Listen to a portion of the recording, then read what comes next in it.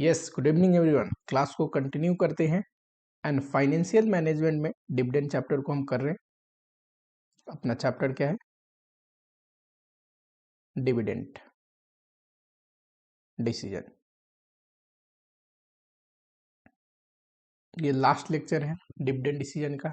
आज के लेक्चर में जरा टॉपिक देख लेते हैं क्या पढ़ाने वाला हूँ, फिर कुछ अलग डिस्कशन करेंगे। इसके बाद कुछ बातें भी बतानी है आप लोगों को। नंबर वन, अगर आप थ्योरीज देखोगे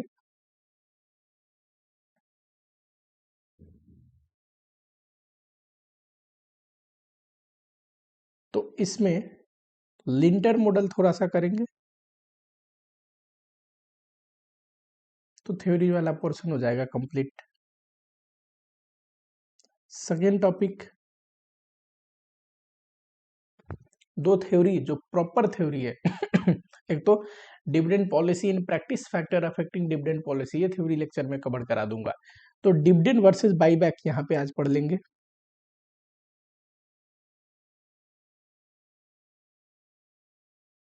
ठीक, हो सकता है इस टॉपिक से ना भी पूछे, और नॉलेज के लिए पढ़ना जरूरी है। आप सिर्फ पढ़ाई एग्जाम के लिए नहीं कर रहे हो, हर एक वो पॉसिबिलिटी के लिए पढ़ रहे हो कि बाई चांस अगर मुश्किल क्वेश्चन पूछे, बाई चांस अगर वैसा क्वेश्चन पूछे जो आपके सिलेबस में आज तक नहीं पूछा है, तब कैसे करोगे। ठीक है, और थर्ड पोर्शन जो रहेगा आज का डिस्कशन का, वो होगा रेसिडुअल टॉपिक।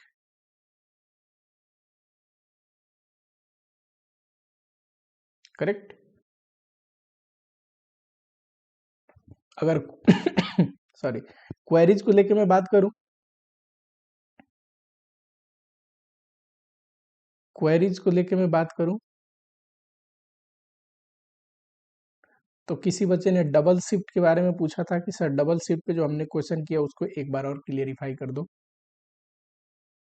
एक बच्चे ने एडवांस एक्सपेंस अगर पे करते हैं कैपिटल बजटिंग में, एक्सपेंस पेड इन एडवांस, जो क्वेश्चन हमने किया था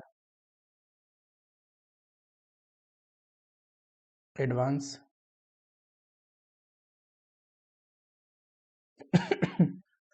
और वो भी मई 22 वाले क्वेश्चन की बात कर रहा है। ठीक, एक तो देखो होली के बाद ना मैं आप लोगों को एक प्लेटफॉर्म प्रोवाइड करूंगा प्रॉपर, जिसमें आप एग्जाम तक जितने मन उतने डाउट पूछ सकते हैं, और मैं पर्सनली उस पर रिप्लाई करूंगा, आप लोगों से कम्युनिकेट भी करूंगा, बातें भी करूंगा। टेंशन लेने की जरूरत नहीं। इस पर मैं छोटा सा एक वीडियो डाल दूंगा, वापस से एक बार पढ़ा दूंगा इसको। ठीक, और बची बात ये topic, expense paid in advance. Capital budgeting में अगर आपको ध्यान हो तो मैंने इसकी दो ट्रीटमेंट बताई थी। जरा उस बच्चे की क्वेरी ले लेता हूं, फिर क्लास को आगे बढ़ाएंगे। ठीक, अगर एडवांस में कोई चीज पे कर रहे हैं तो दो चीजें हैं। एक तो मैंने बोला था, मान लो एक्सपेंस मैं यहां पे खड़ा हूं, ये 1 साल बाद पेड यहां पे हो गया, यानी कि आउटफ्लो, लेकिन वो खर्चा का टैक्स बेनिफिट यहां मिलेगा 1 साल बाद, जब फाइनेंशियल स्टेटमेंट बनेगी, जब मैं टैक्स पे करूंगा, टैक्स बेनिफिट क्लेम करूंगा खर्चे को फाइनेंशियल स्टेटमेंट में दिखाऊंगा। ठीक, तो टैक्स बेनिफिट मिलेगा 1 साल बाद, और टैक्स बेनिफिट है इनफ्लो। इसको करने के मैंने दो तरीके बताए थे आपको, और मजे की बात, आपको कंफ्यूजन आनी नहीं चाहिए। मैंने वही तरीका से वो सेम मई 2022 का क्वेश्चन कराया था, जो तरीका से वो सजेस्टेड सॉल्यूशन है। पहले तरीका बोला मैंने कि टैक्स बेनिफिट बस देना है ना, टैक्स बेनिफिट तो एक काम करो, डिडक्ट एज एक्सपेंस, एक्सपेंस के रूप में डिडक्ट कर लो, and add back after PAT, PAT निकालने के बाद एड बैक कर लो, तो उससे टैक्स सेविंग एंड एक्सपेंस आ गया। पहले आपने घटाया, फिर टैक्स पे किया, तो टैक्स सेविंग क्लेम हो गई और एड बैक कर दिया। अब ये तो टैक्स सेविंग आ गई। ठीक है, और ये कब डिडक्ट करना है? जिस साल का जो खर्चा क्लेम करेंगे, यानी कि जो जीरो लेवल पे किया है, अभी पे किया है, वो तो फर्स्ट ईयर के एंड में क्लेम करेंगे। ठीक, तो ये नॉर्मल ईयर 1, ईयर 2, ईयर 3 जैसे ईयर है उसमें डालना है आपको। फिर मैंने बोला टैक्स एक्सपेंस इससे क्लेम हो जाता है, टैक्स सेविंग क्लेम हो गया। दूसरा मैंने बोला डिडक्ट आउटफ्लो। मान लो 1 साल का ही डेटा लेते हैं, तो फर्स्ट ईयर के कैश फ्लो निकालते टाइम ये काम करोगे, और आउटफ्लो कब डिडक्ट करोगे उसको, ये तो अभी पे किया है ना, डिडक्ट आउटफ्लो एट T0। अगर ये T1 में हो रहा है तो आउटफ्लो T0 में घटाना है। ठीक, कोई कैश फ्लो निकाल रहे हैं 0 ईयर, 1 ईयर, 2 ईयर, मान लो एक्सपेंस जब घटाओगे तो मैंने क्या बोला, 1 लाख का खर्चा है, यहाँ घटाओ। ठीक है, मान लो ये रेवेन्यू है। ठीक, जब पैट आ जाएगा ना तो ये वापस से 1 लाख जोड़ देना, ये मैंने बोला। जब खर्चे घटाओगे जोड़ोगे, इससे हुआ क्या, एक बार घटाया जोड़ा तो खर्चा तो वापस जुड़ गया, लेकिन ये घटाने की वजह से ना टैक्स सेविंग एंड एक्सपेंस हो गया बुक। ठीक, अब एक्चुअल में खर्चा पे कब हुआ है, यहाँ पे, तो यहाँ पे क्लेम करेंगे जब कैश फ्लो निकालेंगे इसके बाद। तो आउटफ्लो घटाएंगे इस एक्सपेंस का आउटफ्लो, तो ये खर्चे यहाँ पे घटाएंगे। ठीक, ईयर 1 में खर्चा दिखाया, पैट आया, वापस से जोड़ दिया, तो इससे साल के अंत में जो टैक्स सेविंग होगी वो क्लेम हो गई। ठीक, पर आउटफ्लो तो यहाँ पे हुआ है ना, तो आउटफ्लो यहाँ पे घटा दो। इसको करने का दूसरा तरीका ये भी है, सेम यही इंपैक्ट देना है ना, ईयर 0, 1, 2, 3 मान लो आउटफ्लो 1 लाख तो अभी पे कर रहे, टैक्स सेविंग इसकी कब होगी, 1 साल बाद, 30% रेट है तो यहाँ पे, तो ये आउटफ्लो है, ये इनफ्लो है।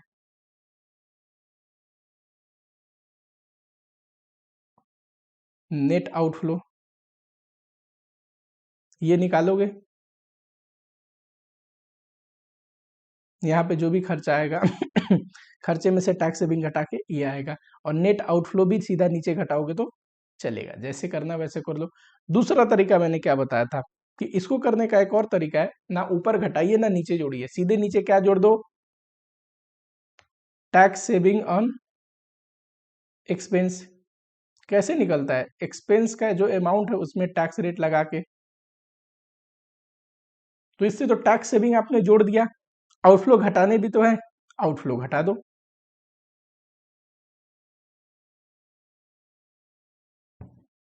फर्स्ट ईयर का टैक्स सेविंग तो कैश फ्लो 1 में आएगा, क्योंकि ईयर एंड में आपको टैक्स बेनिफिट मिलेगी, लेकिन आउटफ्लो कब घटेगा, 0 ईयर के कैश फ्लो पे तो आपने ईयर के स्टार्टिंग में किया, एडवांस में किया। आईसीआई ने ये सॉल्यूशन को दिया है सजेस्टेड आंसर में।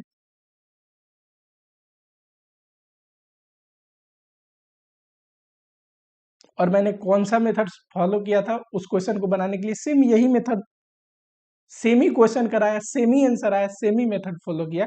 अब ध्यान से एक बार देखना, ठीक, मई 2022 का क्वेश्चन करा रखा है।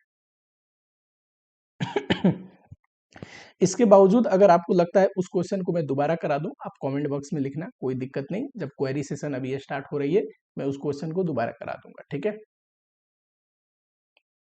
कोशिश करेंगे 2 मेथड एक्सप्लेन ना करके एक ही मेथड से करा दूं, जो आपको याद भी हो जाए और ज्यादा कंफ्यूजन भी ना हो। चलिए कंटिन्यू करते हैं डिविडेंड पॉलिसी को।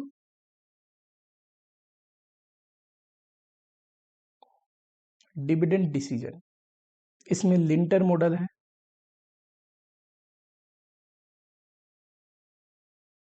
फिफ्थ मॉडल का है लिंटर मॉडल।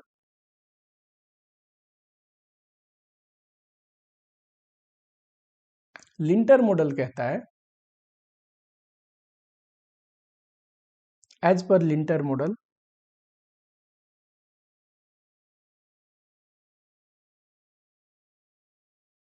और सारे मॉडल तो बता रहे थे ना ऑप्टिमम डिविडेंड पॉलिसी क्या है, कोई बोल रहा था पूरा डिविडेंड दे दो, कोई बोल रहा था देखेंगे आरओई कितना है, केई कितना है ना, कोई बोल रहा था डिविडेंड दो या ना दो कोई फर्क नहीं पड़ेगा शेयर प्राइस में। ये कहता है डिविडेंड स्टेबल होना चाहिए। ठीक है, डिविडेंड शुड बी स्टेबल। ठीक है, स्टेबल डिविडेंड का मतलब क्या होगा? स्टेबल डिविडेंड का मतलब होगा कि ऐसा नहीं होना चाहिए कि एक साल डिविडेंड 5 रुपीज पर शेयर दे रहे हो, अगले साल 10 रुपीज, अगले साल 2 रुपीज, अगले साल दे ही नहीं रहे हो। ऐसा मत करो, एक स्टेबल डिविडेंड प्रोवाइड करो और कोशिश करो स्टेबिलिटी को मेंटेन करने की। अगर 5 रुपीज डिविडेंड दे रहे हैं तो कोशिश करिए हर एक साल इन्वेस्टर को 5 रुपीज एज ए डिविडेंड मिले, ठीक है। लेकिन एक बात बताइए, ईपीएस तो हर एक साल पर शेयर चेंज होते रहता है कमाई, तो सेमी डिविडेंड देने के लिए पे आउट रेशियो चेंज करना पड़ेगा, ठीक। As EPS of a company keeps on changing, illustration अभी कराऊंगा, समझ में आ जाएगा। कीप्स ऑन चेंजिंग, ईपीएस तो चेंज होते रहता है, तो सेम अमाउंट का डिविडेंड देने के लिए पे आउट रेशियो चेंज करना पड़ेगा। So in order to distribute stable dividend,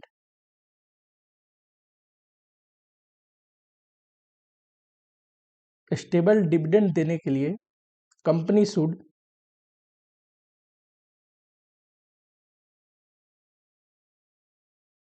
change its pay out ratio accordingly,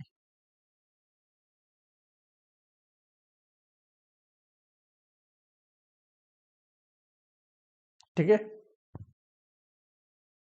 कहने का मतलब क्या है, मान लो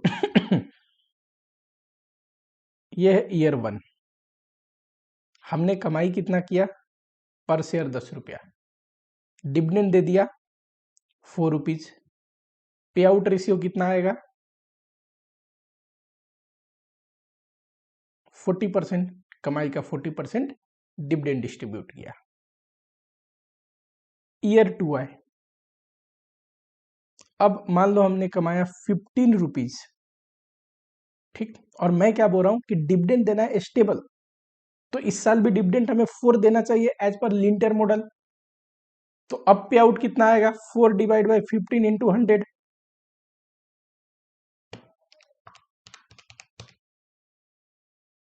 26.67%। थर्ड ईयर का एग्जांपल लो, मान लो इस साल कमाई कम हो गई, ठीक है। इस साल हमने सिर्फ 8 रुपीज पर शेयर कमाया। लिंटर मॉडल क्या बोलता है, डिविडेंड कितना देना चाहिए, स्टेबल डिविडेंड देना चाहिए, कोशिश करनी चाहिए हर एक साल सेमी डिविडेंड दे, ठीक। जितनी स्टेबिलिटी हो उतनी बढ़िया। जनरली कंपनी सेम डिविडेंड नहीं बांट पाती, पर लिंटर मॉडल का ये सजेशन है कि स्टेबल दीजिए, जितना लगभग सेम हो और बढ़िया, ठीक है। अगर 4 रुपीज डिविडेंड देते हैं एज पर लिंटर मॉडल, तो अब तो पे आउट रेशियो कितना हो जाएगा, 8 कमाया 4 दे दिया, 50%।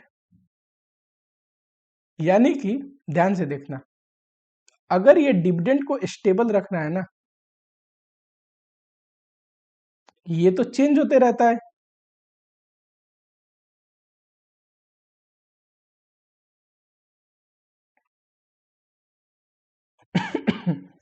ठीक। अर्निंग पर शेयर हर एक साल चेंज होते रहेगा, किसी साल हम कुछ कमाएंगे, किसी साल कुछ कमाएंगे, लेकिन बांटना अगर डिविडेंड सेम है तो हमें क्या करना पड़ेगा, पे आउट रेशियो को चेंज करते रहनी पड़ेगी।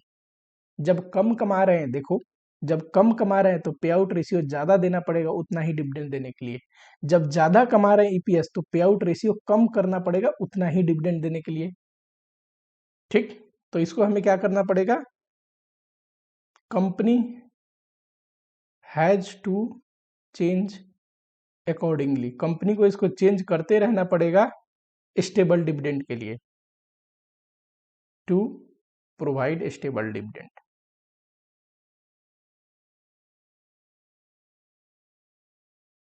करेक्ट।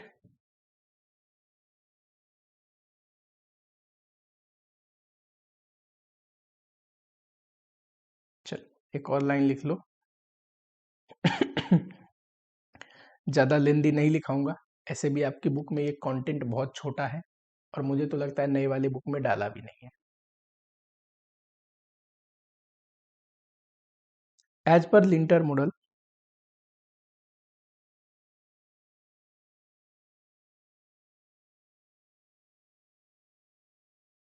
देखो, मान लो इस साल का डिविडेंड को मैं बोल रहा हूँ डीटी, तो पिछले साल का डिविडेंड T-1 एक साल पीछे का। और लिंटर मॉडल क्या बोलता है, इस साल का डिविडेंड और पिछले साल का डिविडेंड कोशिश करनी चाहिए गैप कम से कम हो, स्टेबल हो।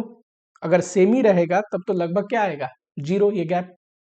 लिंटर मॉडल बोलता है स्टेबल डिविडेंड दो, यानी कि ये गैप्स कम से कम हो। इसके लिए हमें क्या करना चाहिए, ये ऐसे भी निकाल सकते हैं क्या, इस साल का ईपीएस इनटू पे आउट रेशियो, तो इस साल का डिविडेंड आया माइनस पिछले साल का डिविडेंड इनटू यहां पे एक एडजस्टमेंट फैक्टर होता है। ये ऐसा फैक्टर है क्योंकि पे आउट रेशियो के हमें चेंज करते रहना पड़ेगा ना, ये डिविडेंड को स्टेबल रखने के लिए, इसीलिए एक एडजस्टमेंट फैक्टर रखना पड़ता है। ठीक, इस पूरे इक्वेशन में सी क्या है, एडजस्टमेंट फैक्टर है, आर क्या है, पे आउट रेशियो है, dt क्या है, करंट ईयर डिविडेंड,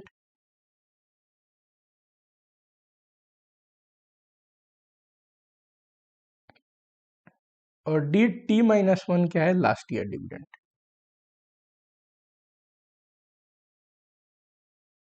ठीक है, चलो एक छोटा क्वेश्चन है, देखो जरा। एमसीक्यू में पूछ सकता है ज्यादा से ज्यादा, ऐसे छोटे छोटे क्वेश्चन सॉल्यूशन में तो आते नहीं है। किसी बच्चे ने कमेंट किया था, सर एमटीपी कराओगे क्या, 100% कराएंगे। एमटीपी नहीं कराने का कोई लॉजिक बनता है क्या, एमटीपी आरटीपी सब कराऊंगा। Given the last year dividend is 9.8, speed of adjustment, adjustment factor बोलते हैं 45%, यानी कि 0.45, टारगेट पे out ratio, EPS of current year, current year का डिविडेंड बताइए लिंटर मॉडल से, डी बताइए, dt वी नो, यहीं पे करा देता हूं, वी नो दैट, बताओ, dt-1 यानी कि लास्ट ईयर का dividend is equal to C into,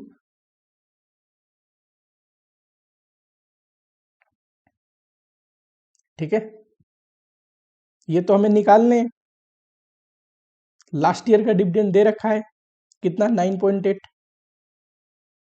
ये पता है, ये पता है, ईपीएस ये भी पता है, और लास्ट ईयर का डिविडेंड ये भी पता है।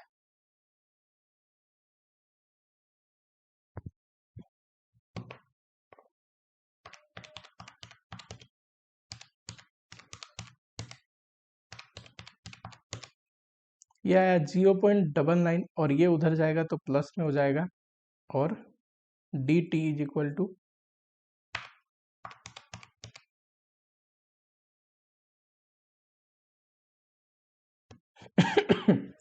ठीक। देखो एक बात बताओ, पिछले साल डिविडेंड दिया था 9.8 और इस साल डिविडेंड दिया है 10.79। डिविडेंड एग्जैक्टली सेम तो नहीं है, पर कोशिश किया गया है कि ज्यादा अंतर ना हो, डिविडेंड स्टेबल हो। ईपीएस तो चेंज होते रहता है, तो पे आउट रेशियो अगर अलग रखेंगे तो कोई तो ऐसा फैक्टर रखनी पड़ेगी कि स्टेबिलिटी बनी रहे। ठीक, ये ईपीएस को एडजस्ट करने का फैक्टर है, ऐसा फैक्टर है कि ज्यादा से ज्यादा लास्ट ईयर की तुलना में इस साल का डिविडेंड अलग ना आए। ठीक है, चलो ये था लिंटर मॉडल के अनुसार 10.79 आंसर आएगा। ठीक, चलिए अब आते हैं dividend versus buyback, second topic पे।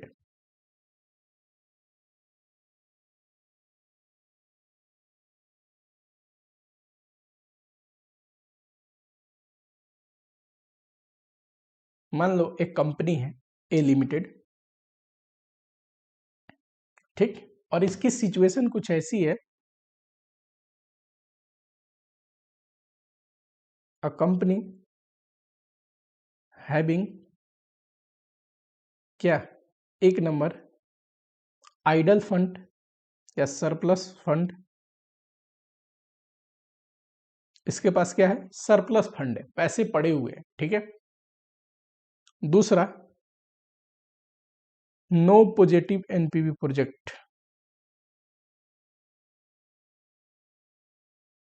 For investment.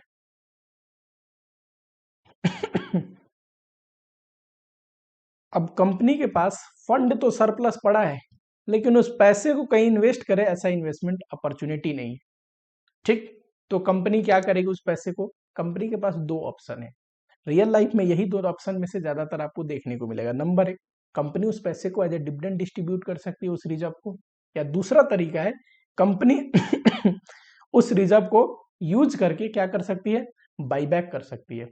तो सरप्लस फंड को यूज करके कंपनी अपने शेयर को बाईबैक कर सकता है। इन सच सिचुएशन, ये तो एक केस था ना, इन सच सिचुएशन ऐसे अगर केस हो कि सरप्लस फंड भी पड़ा हो और उसको कहां इन्वेस्ट करे ऐसा कोई अल्टरनेटिव भी ना हो, कंपनी में क्या, मैं टेबुलर फॉर्म में बना, ये डायग्रामेटिक फॉर्म में बना देता हूं, distribute divisible profit as a reserve, sorry as a dividend, dividend दे सकती है कंपनी, या दूसरा बाईबैक कर सकती है शेयर।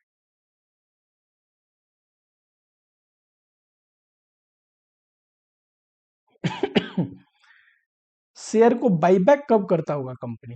जनरली जब कंपनी को यह लगता है ना कि हमारी शेयर अंडर प्राइस चल रहा है, यानी कि शेयर का वैल्यू ज्यादा होना चाहिए पर सस्ते में बिक रहा है, ठीक उस सिचुएशन में ज्यादातर कंपनियां क्या करती हैं?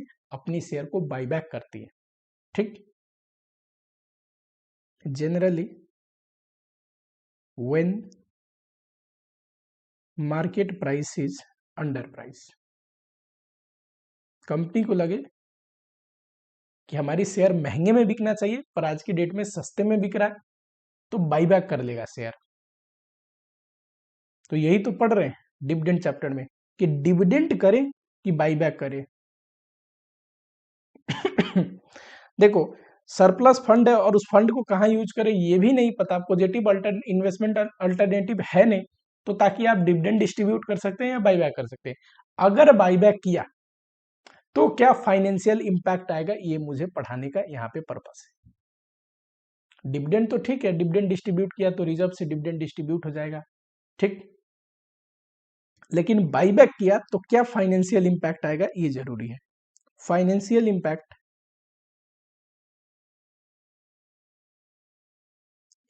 Of buyback,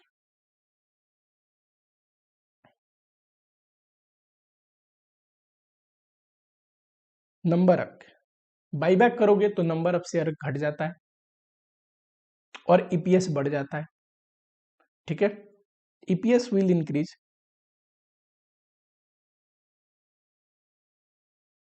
as number of existing share will reduces,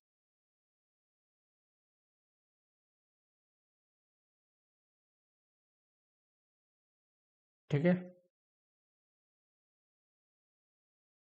कई बार, अब देखो खुद ही सोचना, आप बाईबैक कर रहे हैं, ठीक है, इक्विटी कैपिटल तो कम हो जाएगी पर कंपनी का डेट तो उतना ही रहेगा ना, कंपनी में लोन वगैरह ले रखा है तो डेट इक्विटी रेशियो कई बार बढ़ जाता है। अगर कंपनी में ऑलरेडी डेट है और आपने इक्विटी बाईबैक कर लिया तो डेट इक्विटी रेशियो बढ़ जाता है, कंपनी फाइनेंशियली लिबर्ड हो जाता है, जिसमें डेट ज्यादा उसको फाइनेंशियल रिस्क उसका बढ़ जाता है, ठीक। इस वजह से कंपनी की पी रेशियो गिरता है, यानी कि इन्वेस्टर उसको कितना इन्वेस्ट करे, पी रेशियो क्या था कि एक इन्वेस्टर कितना देना चाहता है अर्निंग के बदले, ठीक, तो पी रेशियो गिर जाता है और पी रेशियो गिरने की वजह से कई बार मार्केट में बाईबैक की वजह से शेयर प्राइस गिरते भी है, ठीक है।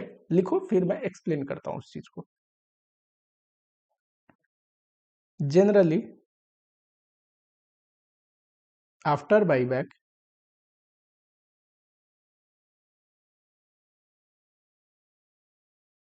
Date equity ratio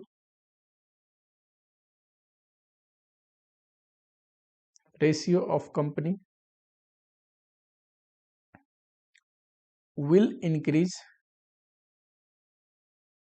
and this increases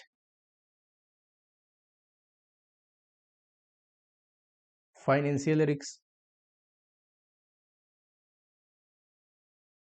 financial risk बढ़ जाएगा कंपनी में। डेट इक्विटी रेशियो का मतलब कम इक्विटी के तुलना में ज्यादा डेट है, ठीक।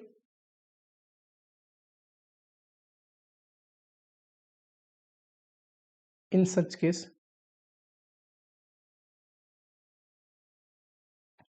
P ratio will decline.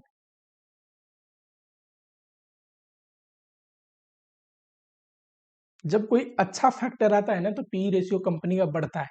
अब पी रेशियो बढ़ने का मतलब कंपनी का शेयर प्राइस हायर वैल्यूएशन हो रहा है। पर जब कोई गलत फैक्टर होती है ना कंपनी में, तो कंपनी का पी रेशियो गिरता है। फाइनेंशियल रिस्क बढ़ेगा तो पी रेशियो गिरेगी, ठीक। And impact on share price will be situation specific.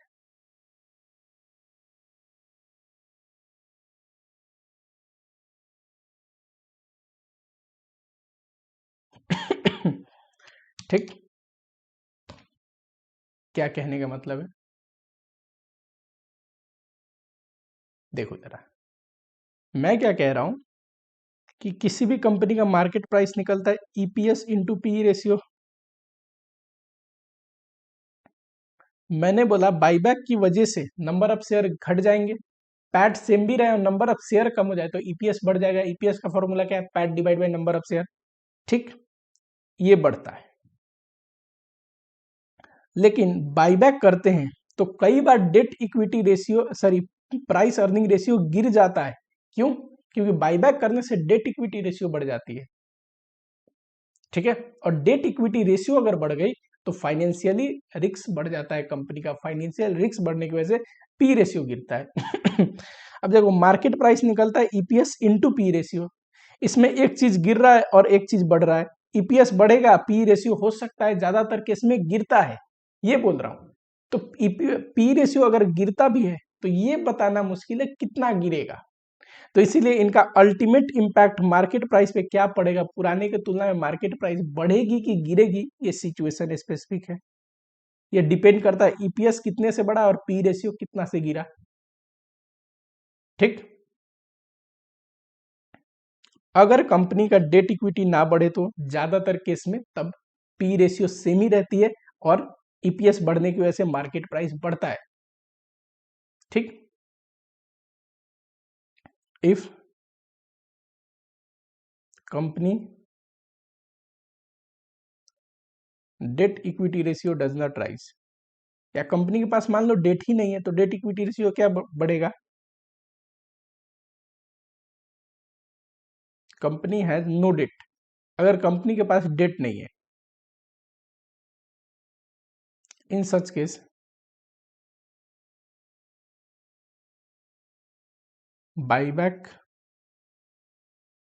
में लीड टू इंक्रीज इन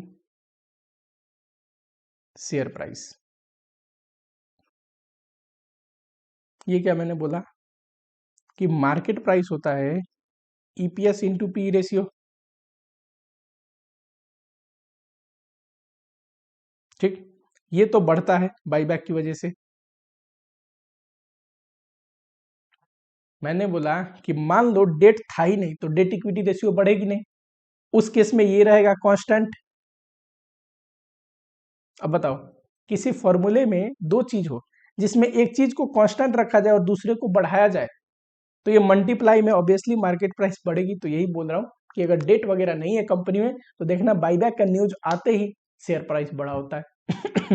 ठीक, 1.5-2 साल पहले टीसीएस ने बाईबैक किया था, ठीक, एग्जैक्ट डेट मुझे याद नहीं। टीसीएस ने बाईबैक किया था, जिस फेज में वो बाईबैक करने वाला था जब ये न्यूज आई थी, तो आप देखोगे टीसीएस का प्राइस 5 से 10% तक रैली किया था, ठीक। तो बाईबैक से 90% केसेज में शेयर प्राइस बढ़ता है, ठीक। कुछ केसेज में बढ़ेगा कि गिरेगा बताना मुश्किल है। जहां बाईबैक की वजह से अगर डेट इक्विटी रेशियो में चेंजेस होते हैं तो उसको इन्वेस्टर कैसे लेते हैं उस न्यूज को, ये बताना मुश्किल है। ये है सिचुएशन स्पेसिफिक,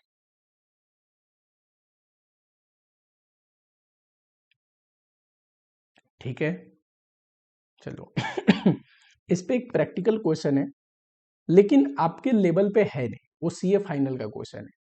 मैंने बुक में डाल दिया है कि जब बाईबैक टॉपिक आपको बोला है पढ़ाने को, 2 लाइन थ्योरी लिखी हुई है बुक में आप लोगों की जो सिलेबस है, पर मेरा काम क्या है कि अगर कोई चीज सिलेबस में छोटी सी भी लिखी है तो उसको इस लेवल तक पढ़ाओ कि कल को आप सीए फाइनल में जाओ या फिर कल को कहीं पे भी आप डिबेट कर रहे हो तो आप जब बोलो तो लगे कि किसी इंसान ने इसको बहुत डिटेल में पढ़ा है इस चीज को। ठीक है, चलो तो एक क्वेश्चन देखते हैं।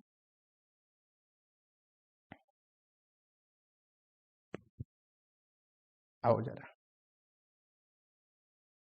ये रहा।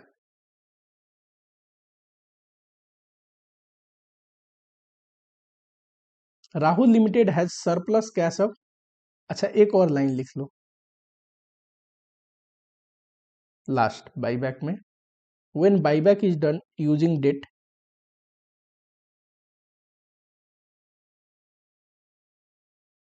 Using debt it is called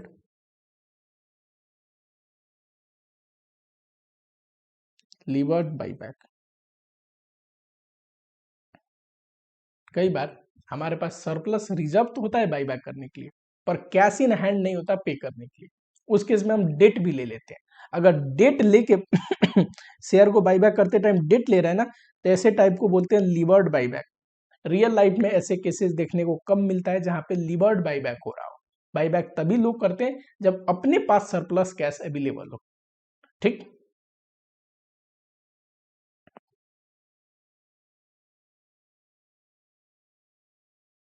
हाँ, Rahul Limited has surplus cash of 100 lakh, want to distribute 27% to its shareholder. ठीक, company decide two by back. Miscellaneous का क्वेश्चन नंबर 1 है, ठीक है। सरप्लस कैश कितना है?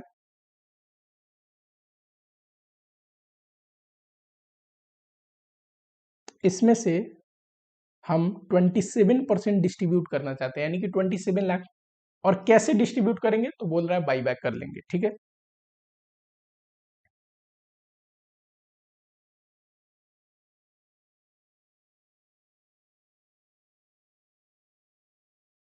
तो बाई बैक फंड कितना है? 27%। इतने लाख का फंड से हम बाई बैक करेंगे। Financial manager of the company estimate that its price after repurchase is likely to be 10% above than buyback price। ठीक, यानी कि बाईबैक करने के बाद बोला जब हम बाईबैक कर लेंगे ना, तो उसके बाद का जो प्राइस है, मान लो बाईबैक किया एक्स पे, ठीक है, हमें नहीं दे रखा है, एक्स मान लिया, तो उसके बाद जो बाईबैक करने के बाद प्राइस है ना, तो वो बोल रहा है 10% बढ़ के, यानी कि एक्स में उसका 10% और जोड़ दोगे, 1.1x बोलू। ठीक, बाईबैक करने की वजह से मैंने क्या बोला था, जनरली प्राइस बढ़ते हैं। ठीक, तो इन्होंने भी एग्जांपल वैसे ही दिया है। देखो जो भी चीज पढ़ाता हूं ना, आप रियल लाइफ में मार्केट में भी टेस्ट कर सकते हो, बुक में भी टेस्ट कर सकते हो। अब कभी लाइफ में बाईबैक का न्यूज सुनना तो ये देखना कि क्या उसकी शेयर प्राइस हाल ही में बढ़ रहा है, तो आपको खुद ही अंदाजा हो जाएगा कि रियल लाइफ में ये जो थ्योरेटिकल चीजें पढ़ते हैं और प्रैक्टिकल चीजें पढ़ते हैं ये होता कैसे है। ठीक है, बहुत सारी चीजें थ्योरेटिकल से मैच नहीं करता, कंप्लीटली इन्वेस्टर कैसे इंटरप्रेट करते हैं, पर 99% केसेस में जो हम चीजें पढ़ रहे हैं वैसे ही लोग इंटरप्रेट करता है। क्यों? क्योंकि हम पढ़ते हैं इन्वेस्टर आर रेशनल, पढ़ रहे हैं वो रेशनल है, और जो कर रहा है ना वो भी रेशनल है। ठीक है, चलो अभी जो नंबर ऑफ शेयर है वो 10 लाख है, और current EPS, number of share company के पास कितना है? 10 लाख। ईपीएस कितना है? 3। अच्छा, तो पैट कितना आ जाएगा? ये इनटू ये 30 लाख। पूछा क्या है? Price at which share can be repurchase, buyback price पूछ रहा है, हमने एक्स माना है बाईबैक प्राइस को। ठीक, इफ मार्केट कैपिटलाइजेशन, यानी कि पूरा कंपनी का मार्केट कैपिटलाइजेशन कैसे निकलता है? Number of share into market price, should be 210 lakh after buyback. ठीक,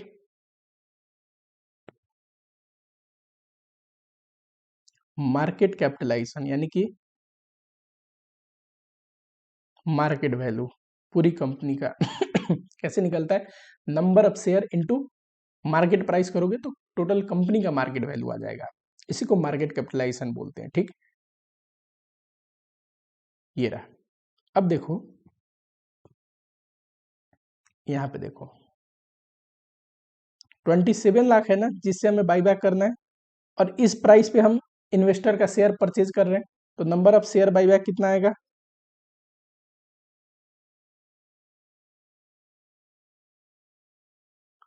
इतना लाख फंड है, इस प्राइस पे हम परचेज कर रहे हैं, तो नंबर ऑफ शेयर आ गया आफ्टर बाईबैक शेयर।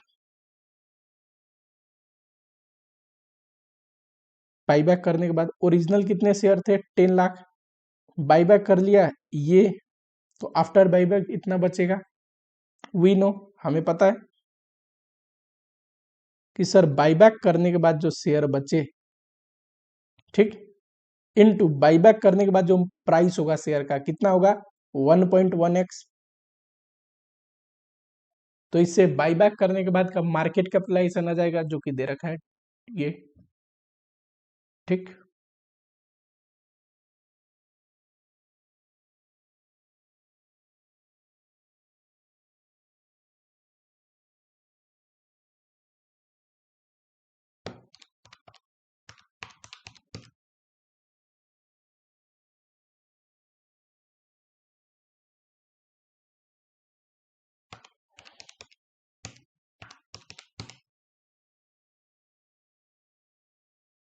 ये क्या है? X buyback price. इस प्राइस पे हम शेयर को बाईबैक कर रहे हैं। ठीक है, देयरफॉर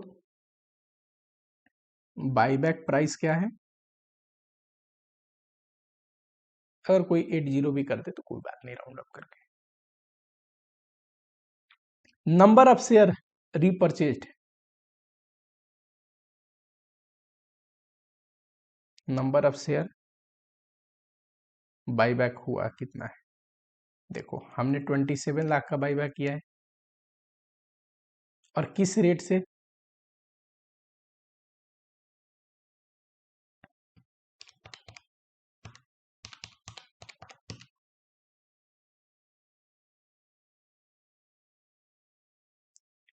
ये रहा इतना लाख शेयर्स। थर्ड नंबर,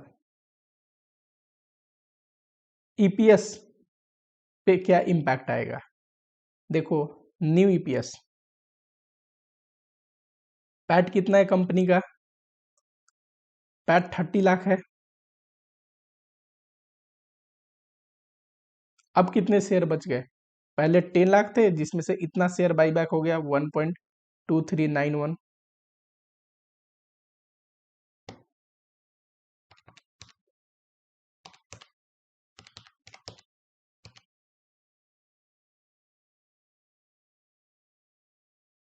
761 कर सकते हो। 3.42। ठीक, पुराना ईपीएस क्या था? 3। अब बताओ, अब ईपीएस इतना हुआ है, ईपीएस बढ़ा है कि नहीं? तो बाईबैक करने की वजह से ईपीएस बढ़ता है। क्यों? क्योंकि नंबर ऑफ शेयर कम हो जाते हैं ना। ठीक, इंक्रीज इन ईपीएस।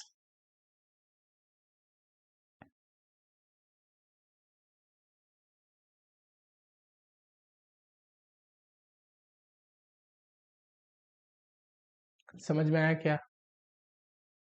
ये था आपका टॉपिक बाईबैक। अगला टॉपिक राइट शेयर। अब राइट शेयर में भी जो पढ़ा रहा हूं ना, वो आपके बुक के कॉन्टेक्स्ट से थोड़ा ज्यादा है। ठीक, पर जो भी चीज पढ़ो थोड़ी सी डिटेल में पढ़ो, मेरा तो ये कहना है। बुक में क्वेश्चन भी नहीं है राइट शेयर का, पर अभी करेंगे। बुक में तो बाईबैक का भी क्वेश्चन नहीं था।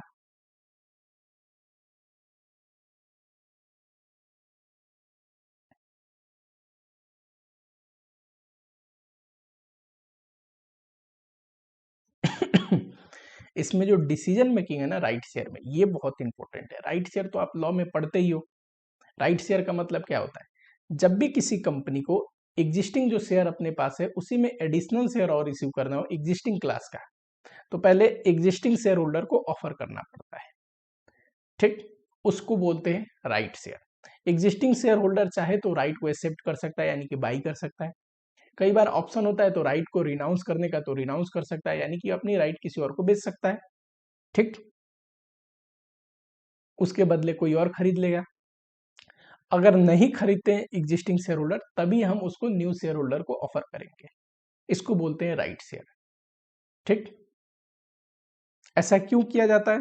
देखो, आपके एग्जिस्टिंग शेयर होल्डर वही शेयर होल्डर है ना, जो शेयर आपने बेचा तो उस समय उन्होंने खरीदा, आप पे विश्वास दिलाया, तो आपकी कर्तव्य क्या बनता है कि दोबारा जब आप शेयर ऑफर करो तो बाहर वालों को पूछने से पहले पहले उनसे पूछ लो कि क्या आप खरीदना चाहोगे। जनरली क्योंकि उनको ऑफर कर रहे जो एग्जिस्टिंग शेयर होल्डर है राइट शेयर, तो राइट शेयर थोड़ा मार्केट प्राइस से कम में ऑफर किया जाता है। ठीक है, अब ये मीनिंग मुझे लिखाने की जरूरत नहीं है, थ्योरी वगैरह लॉ में आता है, मुझे तो फाइनेंशियल डिसीजन पढ़ाना है फाइनेंस में। ठीक है, चलो, मान लो यहाँ पे राइट इशू है, करेक्ट। इससे पहले जो प्राइस होता है ना, इसको बोलते हैं राइट इशू से पहले कम राइट प्राइस, और राइट इशू बाद जो प्राइस होता है उसको बोलते हैं एक्स राइट प्राइस। हम अपने पढ़ाई के लिए एक्स राइट प्राइस को पीई, इसको पीसी डोनोट कर देते हैं। ठीक है, जिस प्राइस पे राइट शेयर इश्यू होता है ना, उसको बोलते हैं एक्साइज प्राइस, ई। मान लो पहले जो शेयर थे पुराने वाले जो चल रहे थे, उनको मैं एन से डिनोट करता हूं, और उनके बदले जो नया राइट इश्यू है उसको मैं एम से डिनोट करता हूं। ठीक है, एम मतलब एडिशनल शेयर, एन मतलब ओरिजिनल शेयर। ठीक,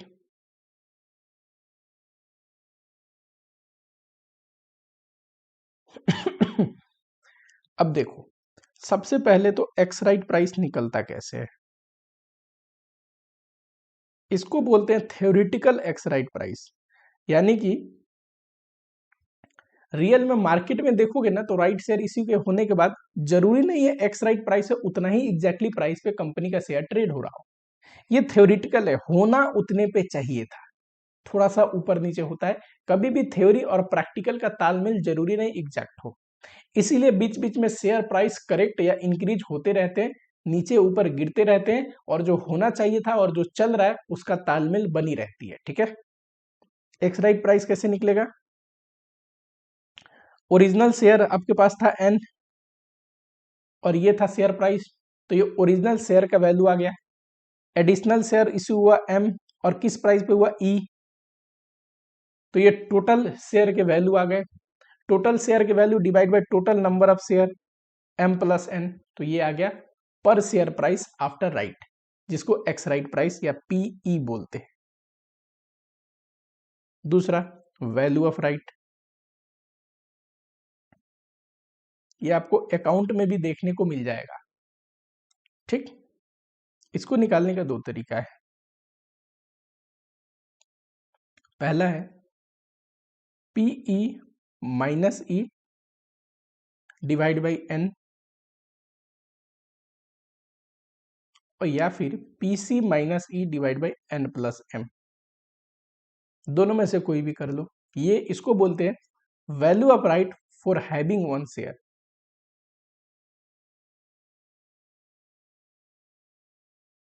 एक शेयर होने की वजह से आपको कितना राइट की बेनिफिट मिला, ये है वैल्यू ऑफ राइट। ठीक, चलो ये दो चीज निकालते हैं। फिर थर्ड जो पार्ट है ना, वो इंपॉर्टेंट है, उसी को पढ़ाने के लिए पूरी राम कहानी रच रहा हूं मैं। ठीक है, थर्ड पार्ट है वो डिसीजन मेकिंग है, और वो बुक में है नहीं, तो मैं सोचा आपको पढ़ा देता हूं। यहां नहीं पढ़े तो हो सकता है फाइनल में भी नहीं पढ़ोगे, और बिना पढ़े ही सीए बन जाओगे। ठीक है, पर समझ में तो आनी चाहिए। कल को जब कंपनी में सुनोगे कि इस कंपनी ने राइट शेयर इश्यू किया, तो उसका इम्पैक्ट क्या आएगा शेयर प्राइस पे, मार्केट पे, ये सब चीज आपको पता होनी चाहिए। चलो जरा इतना एक क्वेश्चन करते हैं जिसमें ये दोनों निकालते हैं, फिर थर्ड डिसीजन मेकिंग में आपको समझाऊंगा। ठीक है,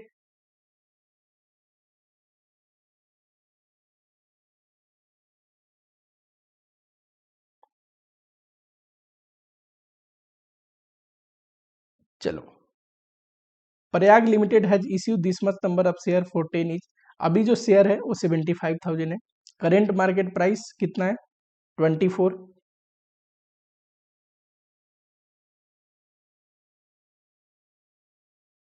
क्वेश्चन नंबर 4 है मिसलेनियस का, क्वेश्चन नंबर 4, ठीक है, कंफ्यूज मत होना।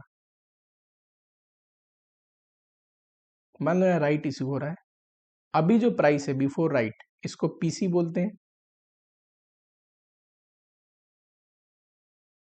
एक company has plan to make a right issue 1 equity share at ₹16। एक साइज प्राइस कितना है? 16 फॉर 4 हेल्ड, और राइट का क्या है? 1:4, यानी कि 4 शेयर के बदले 1 शेयर आपको राइट मिलेगा। ठीक,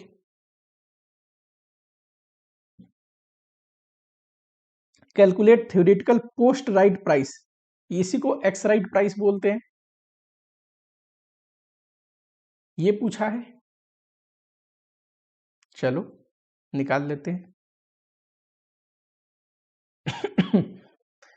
x right price, theoretical x right price क्यों बोलते हैं इसको? कोई बताएगा मुझे? अभी मैंने समझाया था, क्योंकि जरूरी नहीं रियल मार्केट में प्राइस इतना ही हो, थोड़ा ऊपर नीचे चलता है, ये थ्योरेटिकल प्राइस है, इतना होना चाहिए।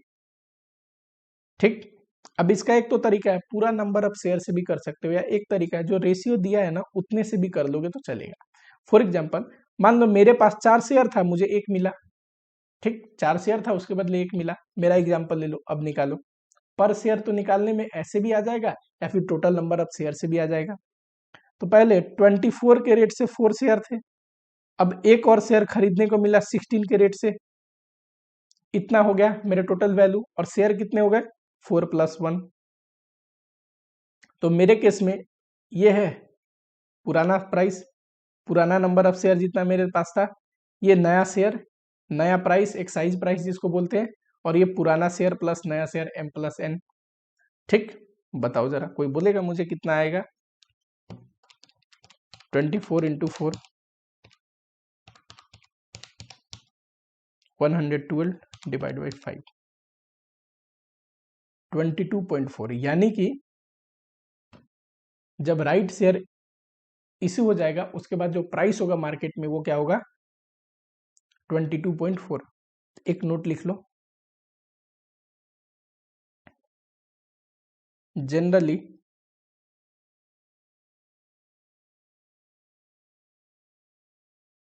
price of share fall after it becomes x right।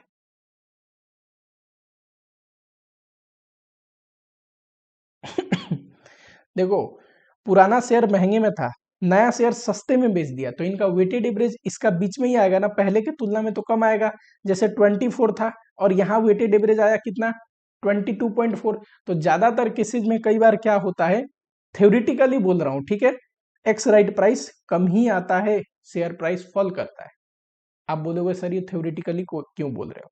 कई बार राइज भी कर सकता है शेयर प्राइस, थ्योरेटिकली तो फॉल करना चाहिए, राइज कब करेगा? राइट इश्यू आया, उसके साथ अनाउंसमेंट आई कि भाई साहब इस कंपनी के पास बढ़िया सा एक्सपांशन प्रोजेक्ट है, ठीक, इसकी फ्यूचर बिल्कुल ब्राइट है, उसी एक्सपांशन प्रोजेक्ट के लिए पैसा उठा रही है। ठीक, जब किसी ने सुन लिया कि इस कंपनी के पास एक्सपांशन प्रोजेक्ट है, पॉजिटिव एनपी प्रोजेक्ट है, तो उसका शेयर प्राइस खरीदेगा ना। ठीक, तो बाइंग प्रेशर की वजह से, बाइंग की वजह से शेयर प्राइस बढ़ा रहेगा। थ्योरेटिकली भले ही गिरना चाहिए, पर प्रैक्टिकली हो सकता है शेयर प्राइस 28 हो, 30 हो, 50 हो। ठीक, समझ में आया क्या कहने का मतलब? थ्योरेटिकल प्राइस में बता रहा हूं कि होना ऐसे चाहिए, पर रियल में होता कैसे, इट डिपेंड्स ऑन कि उस समय इन्वेस्टर का सेंटीमेंट कंपनी को लेके क्या था, उस समय इन्वेस्टर को क्या न्यूज मिला, उस समय इन्वेस्टर ने क्या इवेल्युएट किया। ठीक, अगर कई बार राइट का पैसा उठाते हैं नए एक्सपांशन के लिए, कंपनी को लगता है कि अच्छा प्रोजेक्ट मिला है, आगे फ्यूचर में कंपनी का वैल्यू में ग्रोथ आने वाली है, तो शेयर प्राइस बढ़ते भी है गिरने के बजाय। चलो दूसरा, theoretical value of right alone, value of right PC minus E divide by m plus n, 24 minus 16 divide by 4 plus 1, 4 पुराने शेयर थे, एक नया शेयर। ठीक, अब ये पर शेयर है तो एक ही शेयर, इसका रेशियो लेना है। ठीक है, 1.6 आया। पूछा क्या है? So effect of right issue on a wealth of share holder. एक इंसान है, शेयर होल्डर है, जिसके पास 1000 शेयर है, उसके शेयर के, उसके वैल्यू में, इन्वेस्टमेंट वैल्यू में क्या इंपैक्ट आएगा, उसके वेल्थ पे क्या इंपैक्ट आएगा अगर वो सेल कर दिया अपना राइट तो। दूसरे में बोला है so effect if share holder do not take any action और ignore right. Third, effect on wealth of share holder.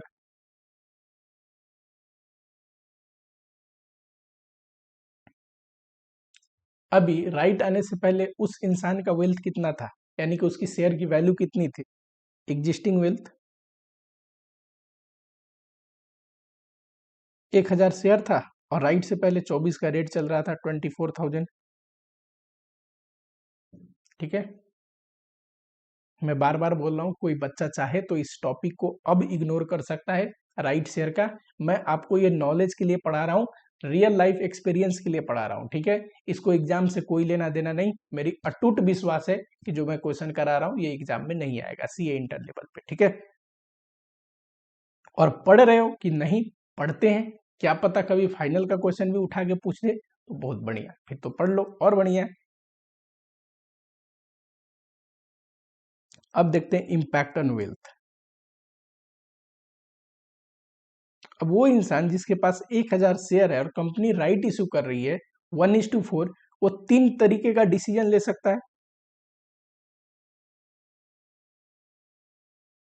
पहला, सेल राइट, खुद खरीदा नहीं, अपना राइट किसी को बेच दिया, यानी कि किसी और को हक दे दिया, तुम खरीद लो मेरे बदले। पर हक फ्री में नहीं देगा। ठीक, जितना सस्ता उसको पड़ रहा है ये भी तो पैसे लेके खरीदेगा। ठीक अपना हक बेचेगा। ठीक है, बोलेगा कंपनी को इतने सस्ते में दे रहे हो, थोड़ा पैसा मुझे ही दे दो, मेरे बदले तुम खरीद लो, मुझे हक मिला है खरीदने का। ठीक है, दूसरा काम कर सकता है बाई शेयर, खुद ही जाके शेयर खरीद ले। थर्ड काम कर सकता है, ना खुद खरीदा ना किसी को अपना राइट बेचा, क्या किया? Ignore, no action taken. मुझे लगता है चौथी पॉसिबिलिटी तो होना संभव नहीं है, ताकि खुद शेयर खरीद लेगा या फिर अपना राइट किसी को सेल कर देगा कि थोड़े पैसे मुझे दे दो, मेरे बदले तुम खरीद लो शेयर, सस्ते में मिल रहा है कंपनी से। ठीक है, या थर्ड केस करेगा, ना ही राइट सेल किया ना ही खुद खरीदा, नो एक्शन टेकन। पहला केस, राइट सेल किया तो क्या होगा? इसका शेयर का वैल्यू क्या रह जाएगा आफ्टर राइट? शेयर प्राइस से वैल्यू ऑफ शेयर, देखो 1000 शेयर था और राइट के बाद तो शेयर प्राइस गिर गया ना, 22.4 हो गया, ये रहा। तो इसकी शेयर की वैल्यू हो जाएगी,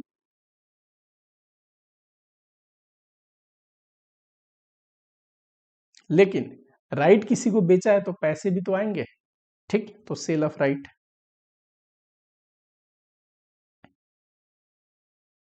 देखो राइट का वैल्यू आया है 1.6, और मैंने लिखाया क्या था?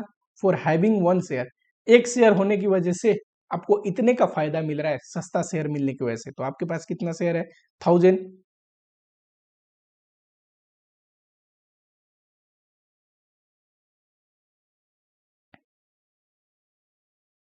अब बताओ, अगर आपने अपनी राइट किसी को बेच दी, ठीक, पहले भी आपके पास जो शेयर थे उसका वैल्यू था 24, अभी भी आपका वेल्थ 24 का है, नो चेंज इन वेल्थ।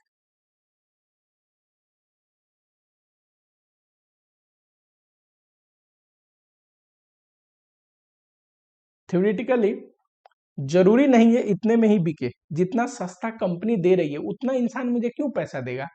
फिर बोलेगा अगर तुमको भी उतना पैसा दे दूं, बचा हुआ पैसा कंपनी को दूं, तो मेरे लिए तो 24 रुपया ही हो गया कॉस्ट।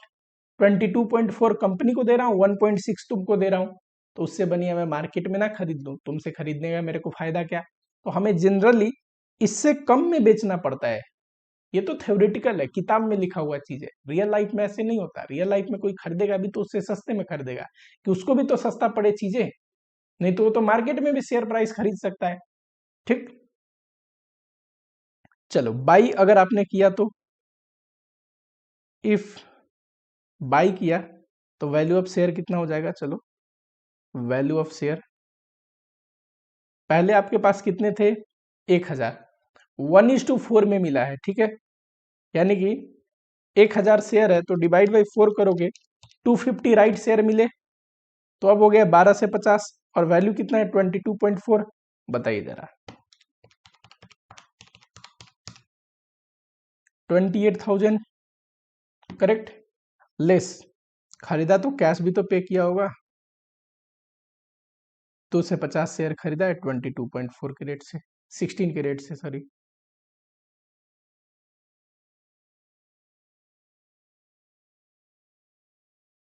कितना है? 24। यानी कि अगर आपने शेयर बाई भी कर लिया तो आपके वेल्थ में कोई चेंजेस नहीं आएगा, नो चेंज इन वेल्थ।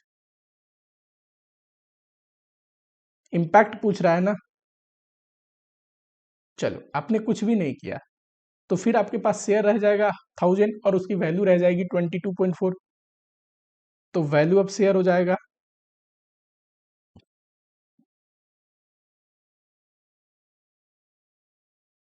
ये डिक्रीज इन वेल्थ। पहले 24,000 का शेयर था, अब 22,400 का है, 1600 डिक्रीज हुआ है।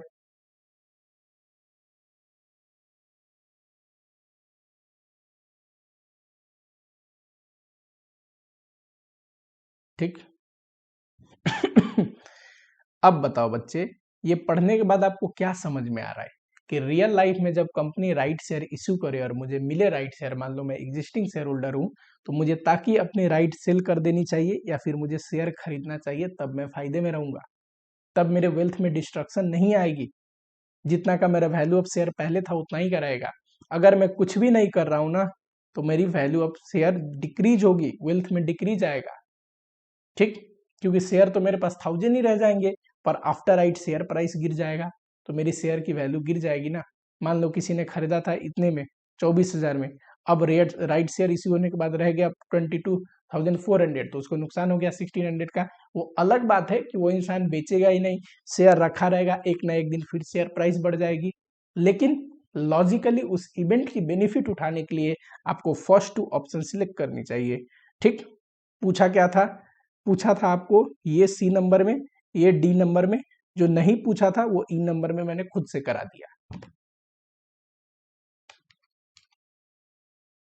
चलिए, राइट शेयर मेरे को लगता है बहुत डेप्थ में करा दिया मैंने, अब हमें आगे बढ़ना चाहिए। बोनस शेयर पे आते हैं।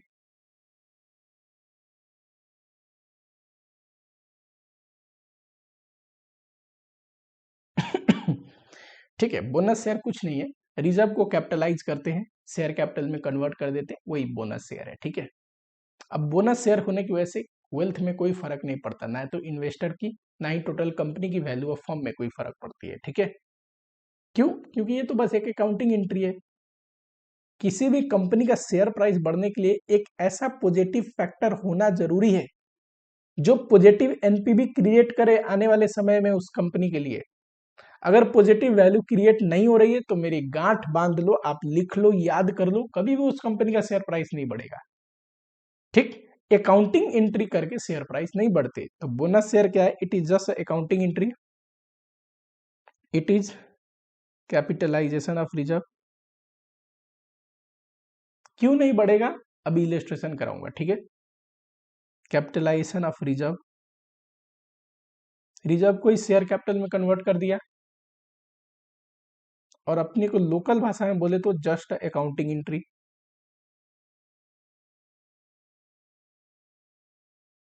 अकाउंट में थोड़ा बहुत छेड़खानी किया है और कुछ नहीं। ठीक है, फाइनेंशियल इंपैक्ट इसका कुछ नहीं पड़ने वाला है एज सच, बस अकाउंटिंग इंपैक्ट पड़ेगा।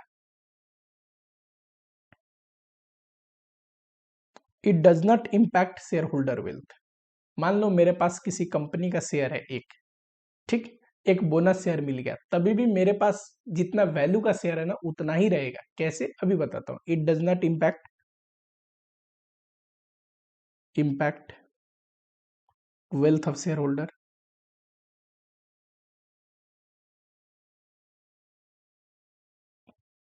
आज से 8-9 साल पहले रिलायंस का बोनस शेयर इशू हुआ था। ठीक, जब रिलायंस आई थिंक 40 या 50 उनका एजीएम था, एग्जैक्टली मुझे याद नहीं, उस समय रिलायंस ने बोनस शेयर दिया था। ठीक है, मैं आपको एक एग्जांपल देता हूं, मान लो रिलायंस का एग्जांपल लेते हैं। ठीक, एक शेयर का वैल्यू था 1600 उस समय, फिर बोनस शेयर दिया। बोनस शेयर कैसे दिया? 1:1, जिसके पास एक शेयर है उसको एक शेयर और मिल गया। ठीक, बोनस शेयर के रूप में। उसके बाद प्राइस पता है कितना हो गया? मार्केट में गिर के 800। कैसे? ये प्राइस उसी रेशियो में बढ़ जाता है जिस रेशियो में शेयर प्राइस बढ़ता है।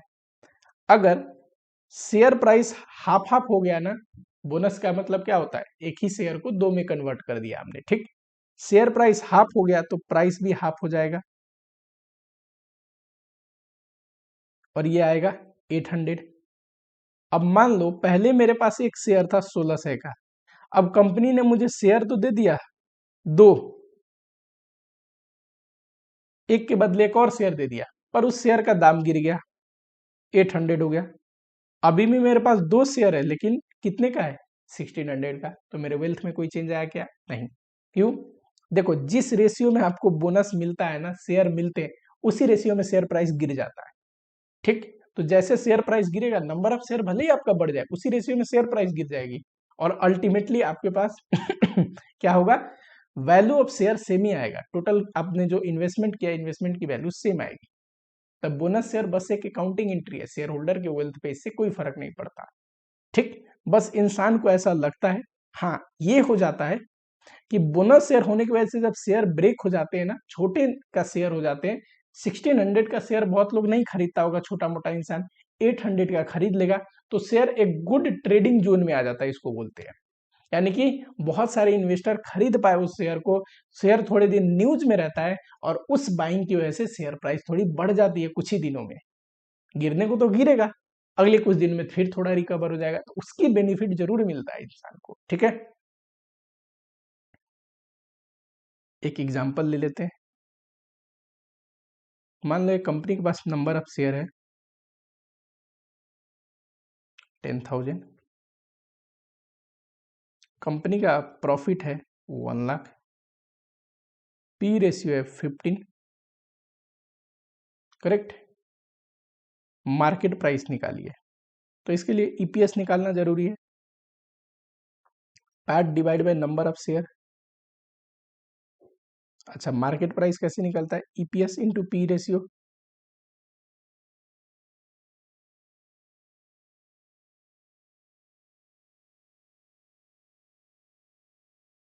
अब कहानी कुछ ऐसी आई,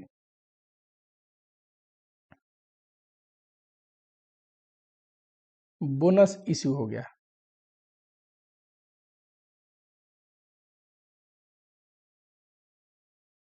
ठीक, बोनस इश्यू हो गया,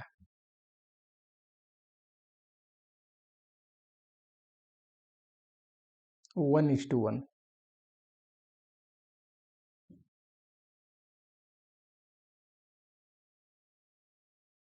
अब देखो जरा, न्यू शेयर कितना हो जाएगा? पहले कंपनी का 10,000 शेयर था, हर एक शेयर होल्डर को एक और शेयर मिल गया, तो 20,000, 10,000 into 2, correct. New EPS, profit तो उतना ही रहेगा ना, कंपनी तो उतना ही कमाएगी, 5। New market price, new EPS into P ratio,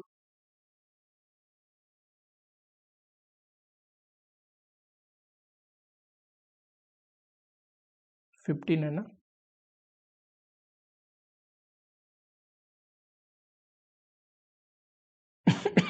75। ठीक, अब मान लो मेरे पास एक शेयर था पहले, तो 1 से 50 का शेयर था मेरे पास।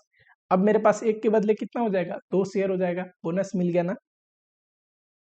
वैल्यू ऑफ मिस्टर ए लेते हैं, मान लो मिस्टर ए का शेयर का वैल्यू, मान लो मिस्टर ए है जिसके पास एक शेयर था, ऊपर मैंने लिखा नहीं, आप लिख लेना, ठीक है।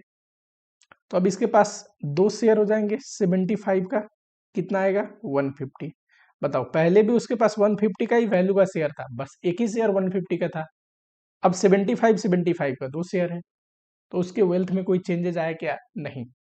बोनस शेयर से होता क्या है, ईपीएस गिर जाता है, और ईपीएस गिरने की वजह से प्राइस गिर जाता है। ठीक,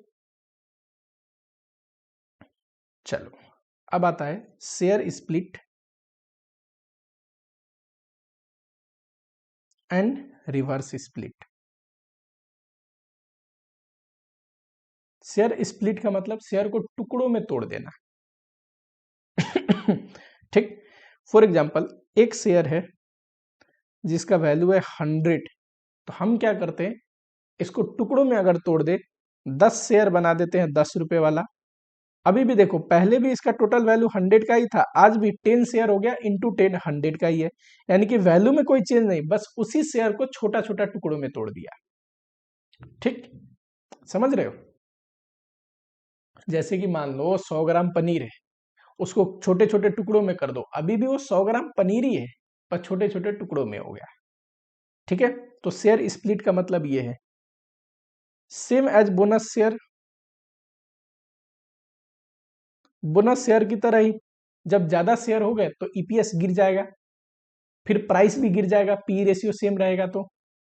ठीक, और प्राइस गिरने की वजह से क्या होगा, आपको एडिशनल शेयर तो मिल गए, एक के बदले 10 मिल गया, पर प्राइस भी देखोगे, शेयर 10 टाइम्स बढ़ा है ना, प्राइस सीधा 1/10 हो जाएगा गिर के। ठीक है, और अल्टीमेटली आपका जो वैल्यू ऑफ इन्वेस्टमेंट है वो सेम ही रहेगा। ठीक, same as bonus share, it does not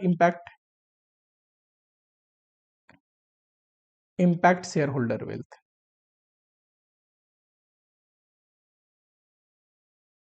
क्यों, शेयर आपको भले ही ज्यादा मिल जाएंगे टुकड़ों में टूट के, लेकिन उनकी वैल्यू भी कम हो जाएगी। जब वैल्यू कम हो जाएगी तो अल्टीमेटली, जैसे मान लो पहले एक शेयर 100 का चल रहा था, अब 10 शेयर में कन्वर्ट कर दिया, तो हाँ, उसका वैल्यू 10 हो जाएगा।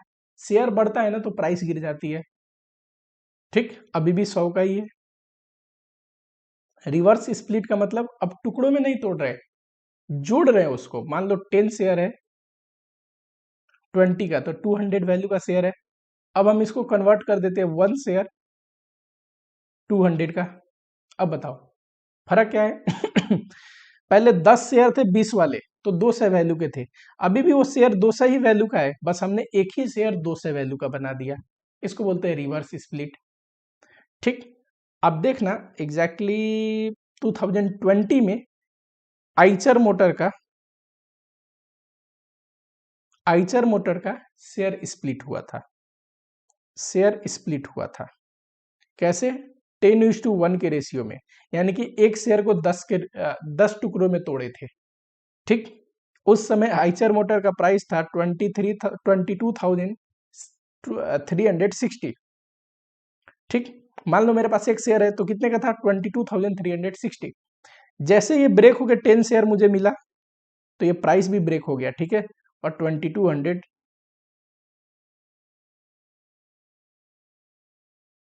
इतने का हो गया, 2236 का।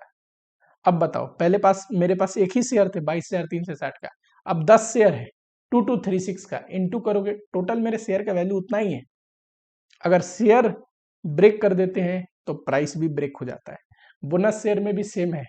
ठीक, शेयर हम नंबर ऑफ शेयर बढ़ा देते हैं, शेयर ब्रेक होके ज्यादा हो जाता है तो प्राइस ब्रेक होके कम हो जाता है, और ultimately value of share, value of investment same आती है। ठीक है, इसमें भी क्या होगा, डज नॉट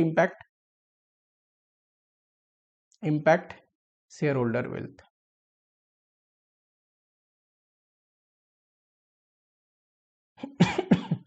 ठीक, अब देखो, इसका मतलब शेयर स्प्लिट हो, रिवर्स स्प्लिट हो, बोनस शेयर हो, आपको ज्यादा खुश होने की जरूरत नहीं है। इसकी वजह से आपकी वेल्थ में कोई चेंजेस नहीं आई। लेकिन मैंने एक चीज बताई थी, शेयर जब छोटे टुकड़ों में टूटते हैं ना, तो न्यूज में चल रहे होते हैं, छोटे टुकड़ों में हो गए तो बहुत सारे लोग खरीद सकते हैं जो बड़े शेयर को खरीद नहीं पाते हैं, उस वजह से शेयर प्राइस ग्रो होना शुरू हो जाता है। जो शेयर प्राइस कुछ समय बाद उतना रिटर्न देता है वो कम ही समय में दे देता है। एग्जाम्पल के रूप में, जब ये इतने में ब्रेक हुआ तो इसको बहुत कम समय लगे 1700 का हर्डल ब्रेक करने में, जो कि कितना परसेंट इंक्रीज हुआ, 2700,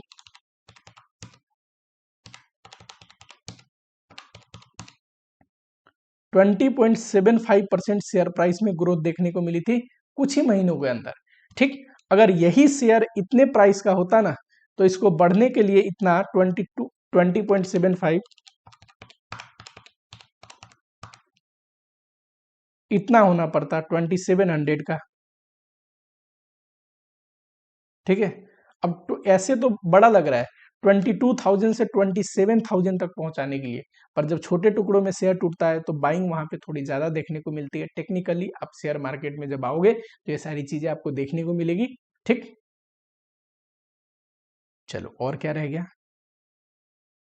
और आई थिंक हो चुका। ठीक है, नेक्स्ट चैप्टर को स्टार्ट करने का टाइम है। देख लो कुछ, हाँ जी, कुछ नहीं है। नेक्स्ट जो चैप्टर है अपना वो रहेगा रिसीवेबल मैनेजमेंट।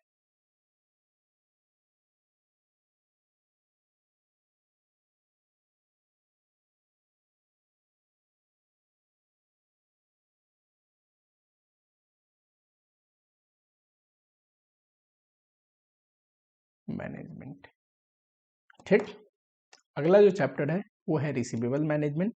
सबसे पहले क्या करेंगे तो इसका कवरेज लिखेंगे, पढ़ेंगे क्या, इसी को बहुत लोग डेटर मैनेजमेंट भी बोलता है।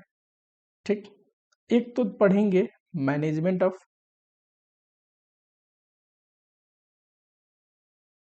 रिसीवेबल या management of debtor. Receivable word अच्छा है, रिसीवेबल लिख देते हैं।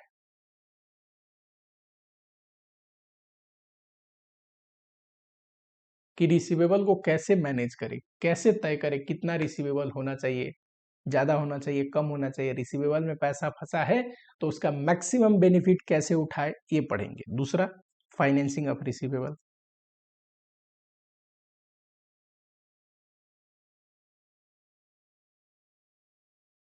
ठीक है, इसके अंदर क्या क्या टॉपिक है दिखाता हूं, लिखो फटाफट से। ठीक है, एक काम करते हैं, इसको थोड़ा फेयरली लिखते हैं अच्छे से, नया चैप्टर है ना। चलो, अगला जो चैप्टर है ये है रिसीवेबल मैनेजमेंट।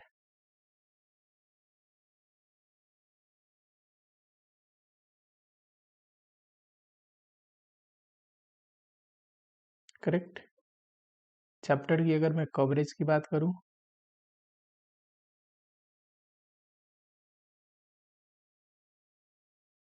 तो 2 पॉइंट में पढ़ेंगे चैप्टर को। एक, management of receivable,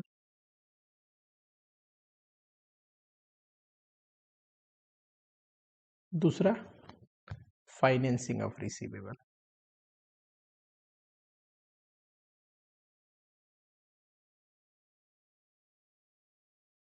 correct, management of receivable, दूसरा financing of receivable. Management of receivable में सबसे पहला और सबसे इंपॉर्टेंट जहां से क्वेश्चन आता है वो है क्रेडिट पॉलिसी।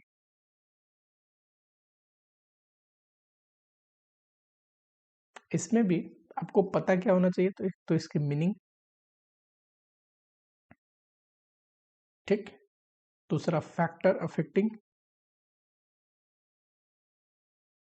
या फिर इसी को बोलते हैं कौन कौन सी पॉइंट है जिसको फोकस करना पड़ेगा क्रेडिट पॉलिसी डिटरमाइन करने के लिए। और थर्ड मोस्ट इंपोर्टेंट जहां से प्रैक्टिकल क्वेश्चन आएगा, इवैल्यूएशन ऑफ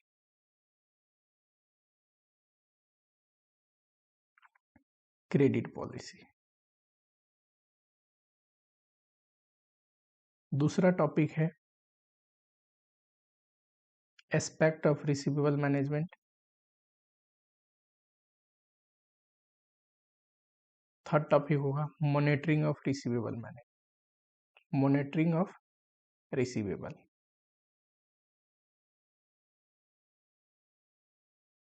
ये जो दो टॉपिक है ये कंप्लीटली थ्योरेटिकल टॉपिक है, थ्योरी लेक्चर में कवर होगा। ठीक, ये भी थ्योरी लेक्चर में कवर होगा, थ्योरी टॉपिक है। ये अभी पढ़ेंगे, प्रैक्टिकल टॉपिक है और मीनिंग तो आपको पढ़ानी ही पड़ेगी पहले टॉपिक को, यानी कि सेकेंड और थर्ड टॉपिक थ्योरी लेक्चर का पॉइंट है। पहला प्रैक्टिकल जो इसका है ये अभी पढ़ेंगे, जिसके लिए इसके बारे में आपको आइडिया हो जाएगा, पर ये सिर्फ जो फैक्टर अफेक्टिंग है छोटा सा थ्योरी है, ये थ्योरी लेक्चर में पढ़ेंगे। तो इवेल्युएशन ऑफ क्रेडिट पॉलिसी पे क्वेश्चन आता है, प्रैक्टिकल क्वेश्चन, इतना आपको समझ में आया। दूसरा पॉइंट आता है फाइनेंसिंग ऑफ रिसीवेबल। रिसीवेबल में जो पैसा लगेगा वो पैसा लेके कहाँ से आएंगे। ठीक, दो तरीका है, एक फैक्टरिंग, दूसरा प्लेज। फैक्टरिंग प्रैक्टिकल क्वेश्चन आएगा और प्लेज जो है यहां से थ्योरेटिकल पोर्शन है। ठीक है, पर ये मैं इसी में पढ़ा दूंगा, वापस से जब थ्योरी लेक्चर पढ़ेंगे तो वहां पे रिवाइज करा दूंगा आपको। ठीक है, क्या समझ में आया, यानी कि पहला टॉपिक क्या स्टार्ट करने वाले हैं, credit policy.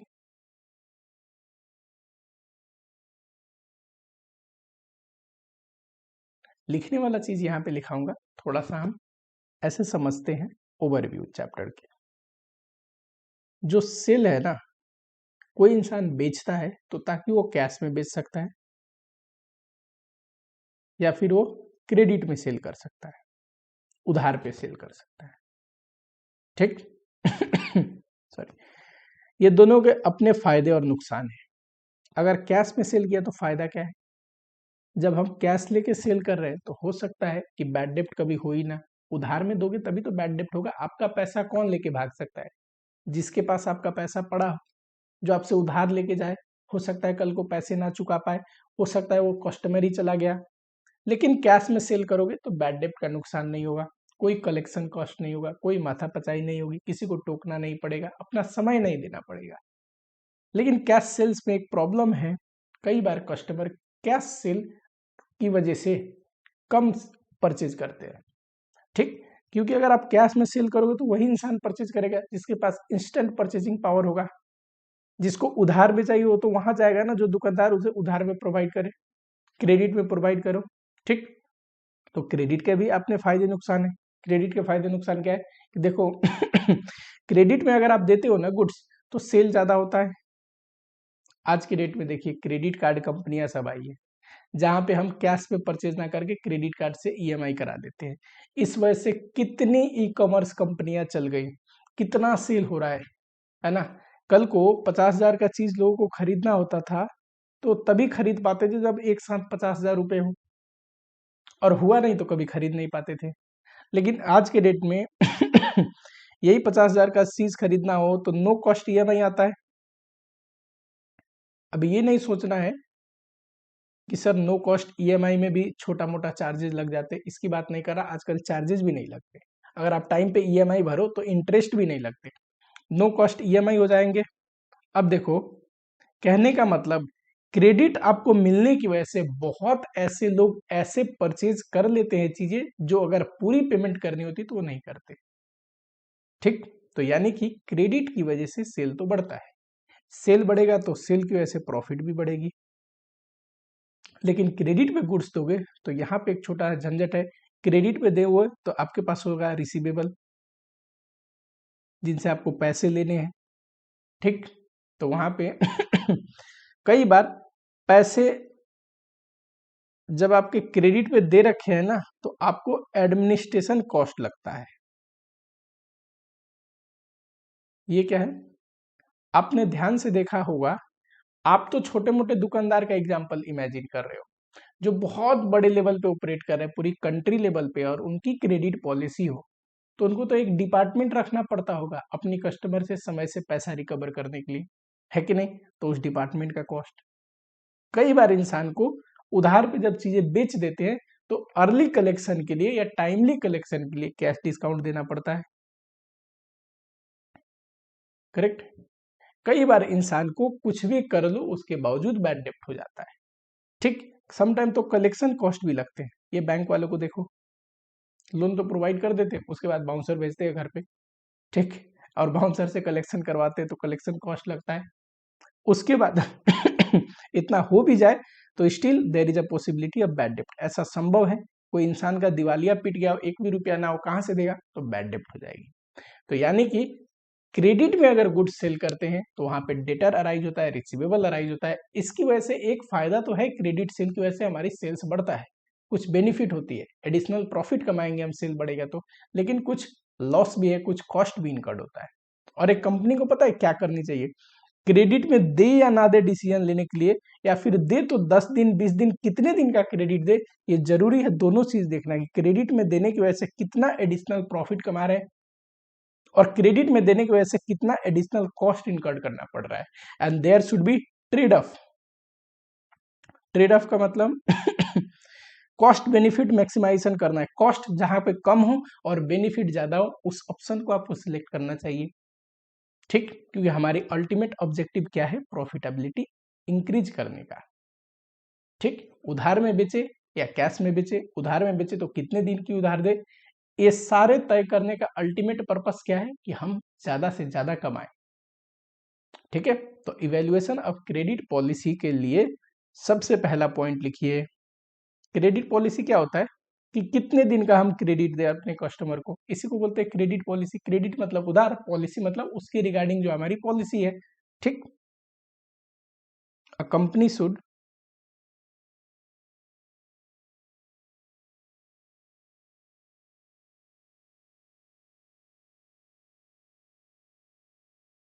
select appropriate credit policy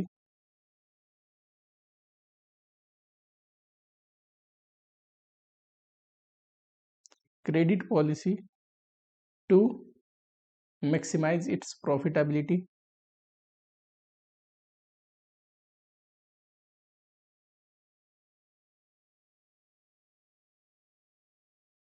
profitability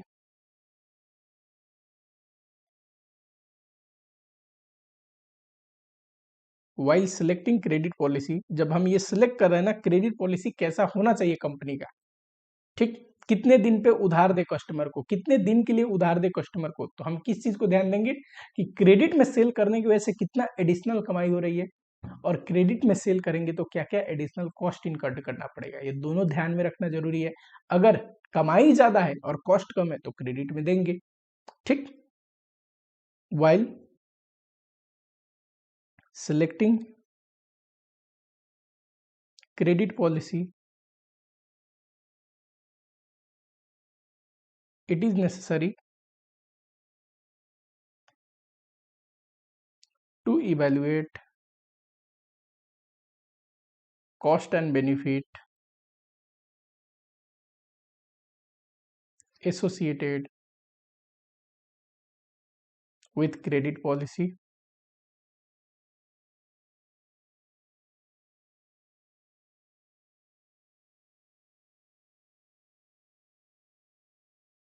अब देखो, अगर कोई क्रेडिट पॉलिसी हम एडॉप्ट करते हैं, उधार में चीजें देते हैं, तो उसका बेनिफिट क्या हो सकता है?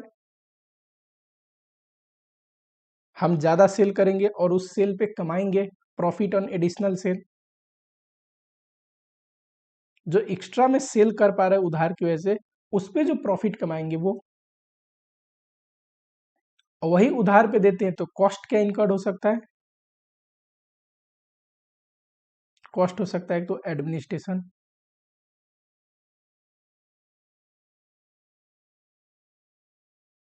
कलेक्शन कॉस्ट, कई बार डिस्काउंट देना पड़ता है मजबूरन, बस कोई इंसान पैसा दे ही नहीं रहा है, बोलते हैं चलो यार छोड़ो, इतना पैसा कम ही दो, दे तो दो, ठीक है? तो क्या लिखेंगे? Cash discount. और कई बार तो पैसा ही डूब जाता है, बैड डेप्ट।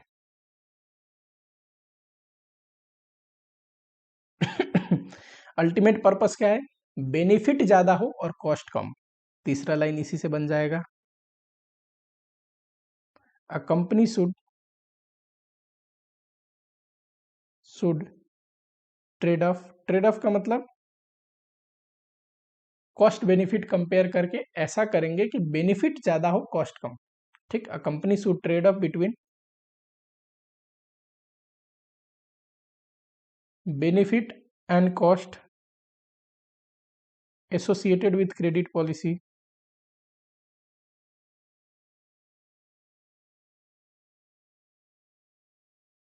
अगर दो पॉलिसी हो और दोनों में चेक करना हो कौन सा अडॉप्ट करें, तो देखेंगे दोनों की वजह से एडिशनल कितनी कमाई हो रही है, दोनों की वजह से कितना हम कॉस्ट इनकट करना पड़ रहा है, जिसमें ज्यादा बेनिफिट होगा उसको सिलेक्ट करेंगे। ठीक, तो हर एक पॉलिसी का बेनिफिट और कॉस्ट देखना जरूरी है। And a company should trade off between benefit and cost associated with credit policy and select such credit policy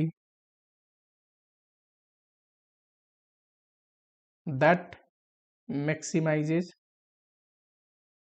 profitability। चलो ज्यादा नहीं लिखवाते हैं, नहीं तो मेरा तो आपको पता ही है लिखने का खत्म ही नहीं होता, पर आपको एक लिमिटेड पढ़ना है सीए इंटर लेवल पे। सेकेंड चीज पढ़ते हैं इसी में, क्रेडिट टर्म्स क्या होते हैं, कहीं कहीं पे आते रहता है। मान लो लिखा है 210 नेट 45, इसका मतलब पता है क्या है? इसका मतलब है कि अगर मैं उधार में सेल करता हूं, क्रेडिट में सेल करता हूं, तो 45 डेज है क्रेडिट पीरियड। 45 डेज में आप मुझे मेरा पैसा वापस कर सकते हैं, लेकिन अगर 10 दिन में करते हैं ना तो 2% डिस्काउंट दे दूंगा। ठीक, इसका मतलब हुआ 2% डिस्काउंट, या कैश डिस्काउंट बोलते हैं ना पेमेंट के टाइम में जो मिलता है, 2% cash discount will be provided if payment is done with in 10 days.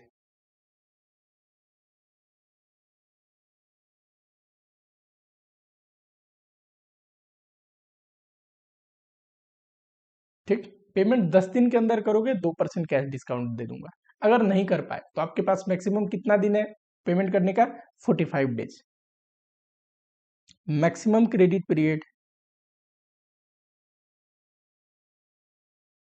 Is 45 days, इसका मतलब ये हुआ यानी कि 10 दिन के बाद भी आप पेमेंट कर सकते हैं, 45 डेज तक पेमेंट कर सकते हैं, लेकिन 10 दिन के बाद पेमेंट करोगे तो डिस्काउंट नहीं दूंगा।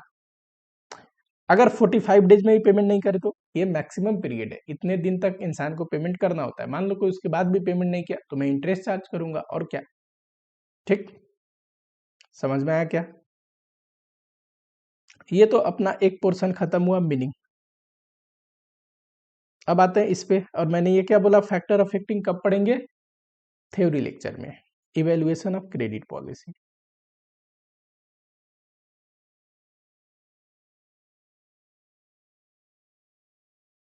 क्वेश्चन अगर आपको 2-3 क्रेडिट पॉलिसी दे दे, एक में बोल रहा है 20 डेज का क्रेडिट देंगे, एक में 30 डेज, एक में 40 डेज, और बोले बताइए कौन सा क्रेडिट पीरियड कंपनी को सिलेक्ट करना चाहिए, तो जिसमें नेट बेनिफिट सबसे ज्यादा है।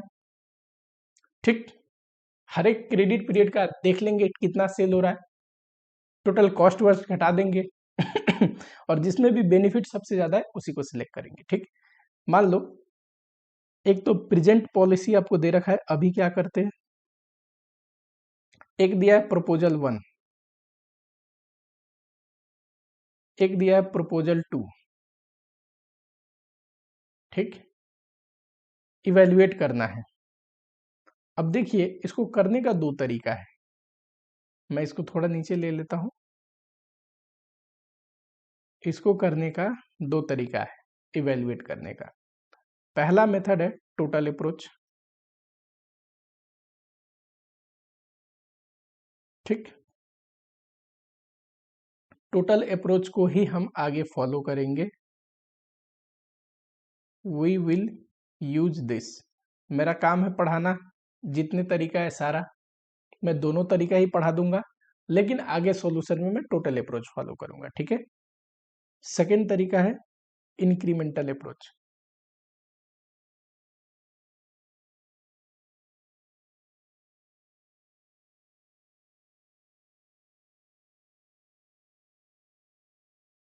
ठीक, चलो अब सबसे पहले टोटल अप्रोच से डिसीजन ले तो कैसे आएगा।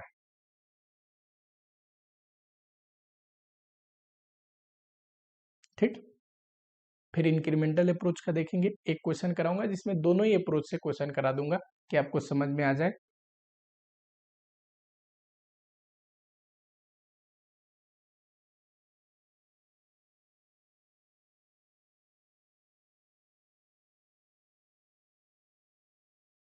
चलो यहाँ पे लिखोगे पर्टिकुलर्स,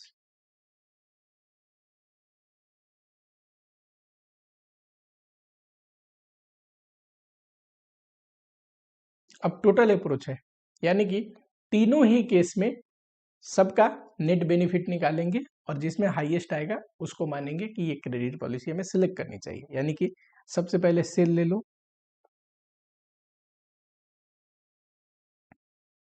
लेस सेल में से कॉस्ट घटता है, कॉस्ट होगा एक वेरिएबल दूसरा फिक्स।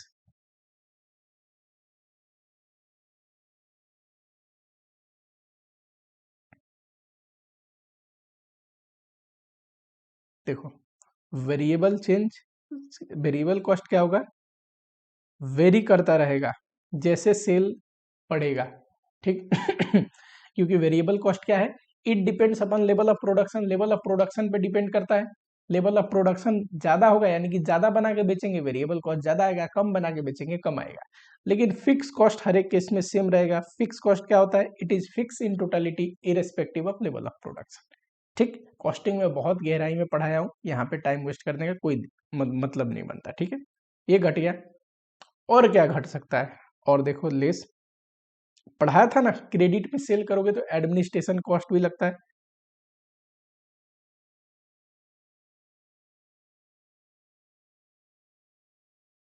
लेस कोई कैश डिस्काउंट है वो भी घटेगा, लेस कोई कलेक्शन कॉस्ट है, एडमिनिस्ट्रेशन कॉस्ट में ही कलेक्शन कॉस्ट जुड़े होते हैं, मान लो अलग से दे रखा है तो लेंगे, लेस बैड डेप्ट है,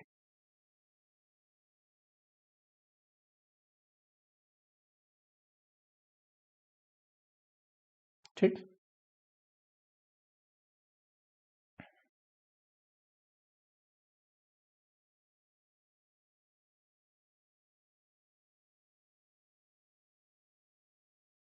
तीनों ही केस में ये आता है प्रॉफिट बिफोर टैक्स।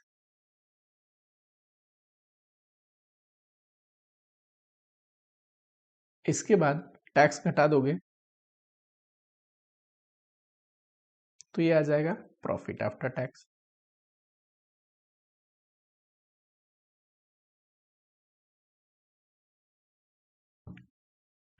एक चीज और घटानी है इसके बाद, अपॉर्चुनिटी कॉस्ट।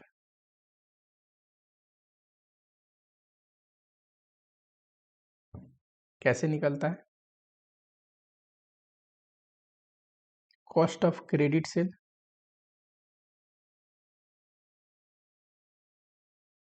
इनटू, अब यहाँ देखो divide by 365 debtor collection period, ये पूरे साल का सेल है, डिवाइड करेंगे 365 तो एक दिन का सेल आएगा, और डेटर में कितने दिन का पैसा फंसा होता है इनटू कर देंगे तो इससे एवरेज डेटर आ जाएगा, यानी कि डेटर में कितना पैसा फंसा हुआ है ये आ जाएगा, ठीक है। इसको क्या बोलेंगे, एवरेज डेटर, कि डेटर में ऑन एन एवरेज कितना इन्वेस्टमेंट फंसी रहती है, ठीक। इसी को रिटर्न ऑन इन्वेस्टमेंट से इनटू करना है तो ये आ जाएगा अपॉर्चुनिटी कॉस्ट, और पैट में से अपॉर्चुनिटी कॉस्ट घट जाएगा तो ये आ जाएगा नेट बेनिफिट। ये क्या आ जाएगा, नेट बेनिफिट।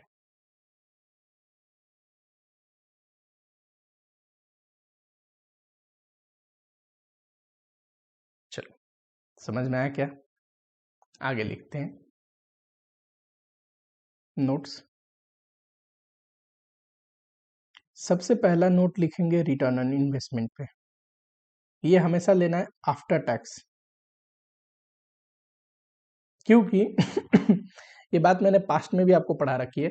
कोई चीज पैट के बाद अगर घटता है ना, क्योंकि ये पैट के बाद हम अपॉर्चुनिटी कॉस्ट निकाल रहे हैं, तो रिटर्न ऑन इन्वेस्टमेंट क्या लेंगे? After tax.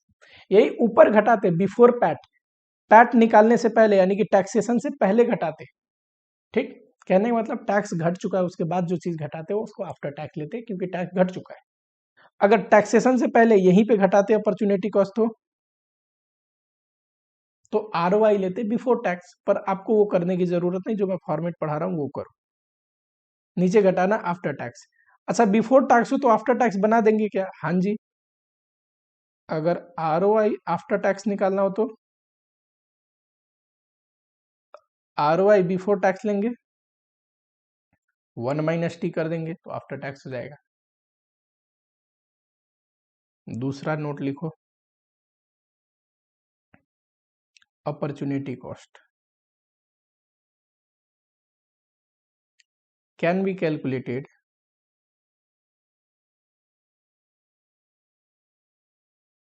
ये कैलकुलेट हो सकता है दो चीज पे, एक तो क्रेडिट सेल पे,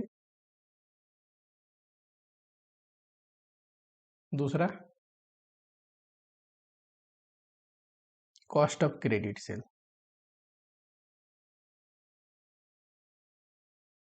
और हम किस पे कैलकुलेट कर रहे हैं? मैंने आपको क्या सिखाया, ध्यान से पढ़ो, कॉस्ट ऑफ क्रेडिट सेल पे। We will calculate on cost of credit cell.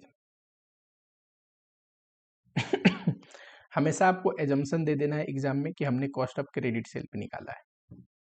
ठीक, कहने का मतलब डेटर में जो पैसा फंसा है ना, ध्यान से सुनना, डेटर में जो पैसा फंसा है ना, उस पैसे पे अपॉर्चुनिटी कॉस्ट लग रही है। कैसे?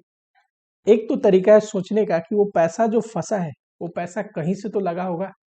अगर मेरा अपना पैसा लगा है तब भी अपॉर्चुनिटी कॉस्ट है, उस पैसे को कहीं और लगा सकता था, मैं इन्वेस्ट कर सकता था, या फिर मैं लोन पे लेके आके वो पैसा लगाया हूँ। ठीक, जो डेटर में फंसा हुआ है तो पैसे पे इंटरेस्ट भी तो भरनी पड़ेगी, तो अपॉर्चुनिटी कॉस्ट है। अपॉर्चुनिटी कॉस्ट किस अमाउंट पे निकालेंगे? कॉस्ट ऑफ डेटर पे। और एक बोलता है नहीं, क्रेडिट सेल को यूज करना है, यानी कि जो डेटर है ना वो सेल पे कितना वैल्यू होगा सेल प्राइस पे यूज करना है। ठीक, कहने का मतलब जब हम किसी को बेचते हैं, मान लो 30,000 का सामान मैंने 40,000 में बेचा, 10,000 प्रॉफिट लेके, अब 30,000 फंसा है इंसान के पास कि 40,000 फंसा है, अपॉर्चुनिटी कॉस्ट 30,000 पे निकाले कि 40,000 पे, तो मैं बोला हूँ 30,000 पे निकालना है। ठीक, अगर ये आप एज्यूम करोगे क्रेडिट सेल तो आप 40,000 पे निकाल रहे हो, यानी कि प्रॉफिट वाले हिस्से पे भी आप मान रहे हो अपॉर्चुनिटी कॉस्ट है। ये लॉजिक भी बढ़िया है। बताओ, प्रॉफिट अगर मैं क्रेडिट सेल पे नहीं किया होता, कैश सेल पे करता, तो आज की डेट पे 40,000 मेरे पास होता, तो सिर्फ 30,000 नहीं 10,000 और जो प्रॉफिट है वो भी रियलाइज होता है, वो कहीं और इन्वेस्ट करके मैं कमा सकता था जो नहीं कमाया। तो दो तरीके का सोच है, एक बोलता है अपॉर्चुनिटी कॉस्ट प्रॉफिट पे भी लो, एक बोलता है नहीं नहीं कोई दिक्कत नहीं, इतना ज्यादा कैलकुलेशन करने की जरूरत नहीं, जो अपना पैसा फंसा है सिर्फ उस पर अपॉर्चुनिटी कॉस्ट देखते हैं, और हमारा जो पैसा लगा है वो है कॉस्ट। ठीक, सेल प्राइस नहीं, तो इसीलिए कॉस्ट ऑफ क्रेडिट सेल। समझ में आया क्या?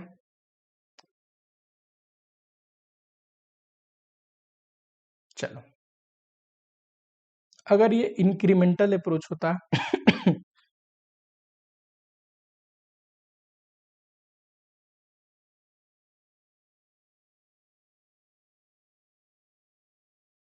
तो कैसे करते? सेमी डेटा रहता तो यहाँ पे लिखते प्रेजेंट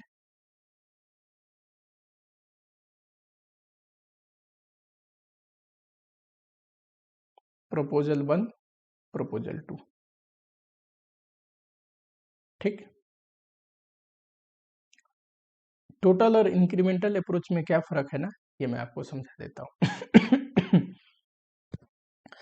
मान लो ए का आया 70 मार्क्स और बी का आया 80 मार्क्स। ठीक, ए का आया 70 मार्क्स, बी का आया 80 मार्क्स। दोनों में से मार्क्स किसके ज्यादा आए हैं? बी का। ये टोटल अप्रोच में देखा जाए तो टोटल में कितना, इसका टोटल 70, इसका टोटल 80, ए बी का मार्क्स ज्यादा आया। दूसरा तरीका है, अगर मैं बोलूं ए के कंपेयर में बी का मार्क्स 10 एक्स्ट्रा आए हैं। ये क्या है, टोटल में नहीं बता रहा हूं, पहले केस में मैंने टोटल मार्क्स बताई थी, तब भी आप इजीली बता सकते हैं बी का ज्यादा है। इसमें भी कैसे कितना ज्यादा है, दोनों को कंपेयर कर लो, 10 ज्यादा है। सेकेंड केस में मैं टोटल अमाउंट नहीं बता रहा हूं, सिर्फ ये बता रहा हूं कि बी का मार्क 10 एक्स्ट्रा आए हैं ए की तुलना में। अब किसका ज्यादा है, बी का ही ज्यादा है, 10 एक्स्ट्रा है। तो सेम ही तरीका है दोनों को इंटरप्रेट करने का। टोटल क्या बोलता है, टोटल में निकालिए प्रॉफिट। इंक्रीमेंटल क्या बोलता है, प्रेजेंट के तुलना में प्रपोजल 1 कितना एडिशनल प्रॉफिट देगा, प्रेजेंट के तुलना में प्रपोजल 2 कितना एडिशनल प्रॉफिट देगा। कंपेयरिंग टू प्रेजेंट, जो नए प्रपोजल है वो कितना एक्स्ट्रा प्रॉफिट देंगे, ये होता है इंक्रीमेंटल अप्रोच। और दूसरा अप्रोच होता है तीनों का प्रॉफिट निकाल लो, फिर सिलेक्ट करो जिसमें सबसे ज्यादा बेनिफिट आएगा उसको सिलेक्ट करिए। डिसीजन मेकिंग के लिए दोनों ही से सेम ही डिसीजन आएगा, करने का तरीका बस अलग है, ठीक है। जैसे कि मान लो यहाँ पे क्रेडिट सेल है,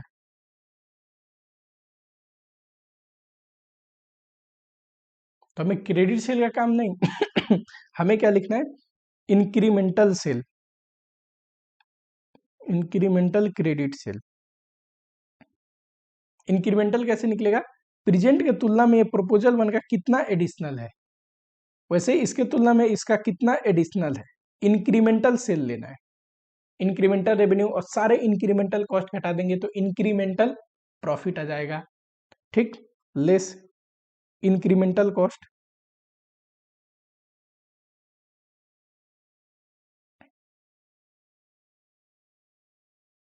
कंपेयरिंग टू प्रेजेंट, प्रेजेंट के तुलना में।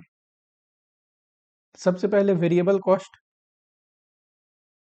प्रेजेंट में कुछ होगा, प्रपोजल 1 में भी कुछ होगा, 2 में भी कुछ होगा। हमें प्रेजेंट का नहीं करना, प्रपोजल 1 में प्रेजेंट के तुलना में कितना एडिशनल वेरिएबल कॉस्ट है वो लिखना है बस, एडिशनल, ठीक है। एग्जाम्पल मान लो ऊपर ऊपर में आता, एक एग्जांपल लेते हैं, वेरिएबल कॉस्ट 80,000, 90,000 और 85,000। तो पता है नीचे इसी को कैसे लिखते हैं, प्रेजेंट के तुलना में प्रपोजल 1 में कितना एडिशनल है, 10,000, तो यहाँ पे पता है 10,000 आता है। ये कितना एडिशनल है, 5,000। ये कहने का मतलब है, इसमें टोटल नहीं लिखते, प्रेजेंट के कंपेयर में जो प्रपोजल्स है वो कितना additional benefit, additional cost incurred कर रहे हैं, ये लिखना है बस। फिक्स कॉस्ट, फिक्स कॉस्ट तो तीनों में सेम है, तो एडिशनल कुछ नहीं आएगा, लेस, एक तो कलेक्शन कॉस्ट, दूसरा बैड डेप्ट, जो भी थे ऊपर, एडमिनिस्ट्रेटिव,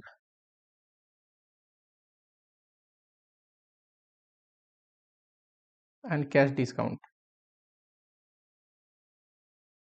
ये सब एडिशनल लेना है आपको, ठीक। प्रेजेंट के तुलना में प्रपोजल 1 या प्रपोजल 2 में कितना एक्स्ट्रा है, निगेटिव में आएगा अगर कम खर्चा है तो कॉस्ट सेविंग होगी। तो ये जो आया ना, इसमें तो कुछ नहीं आएगा, पर इन दोनों में जो आएगा वो है additional PBT, additional profit before tax, इसमें से टैक्स घटा दो,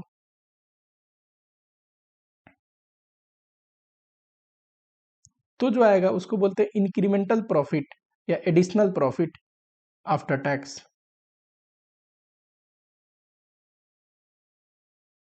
ठीक। इसमें से इंक्रीमेंटल अपॉर्चुनिटी कॉस्ट घटा दो, इंक्रीमेंटल अपॉर्चुनिटी कॉस्ट, तो ये आएगा एडिशनल नेट बेनिफिट,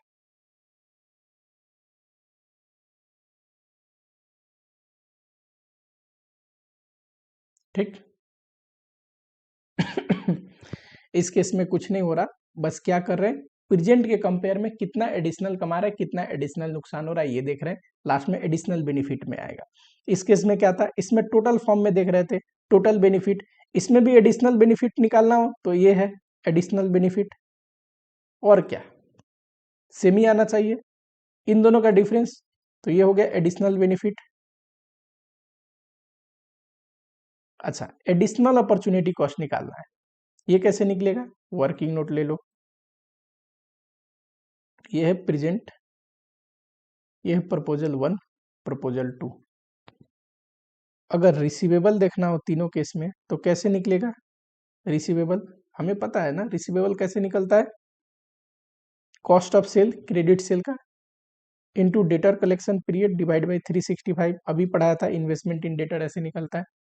हमें टोटल बेसिस पे नहीं करना है, इंक्रीमेंटल पता करना है। तो इंक्रीमेंटल रिसीवेबल,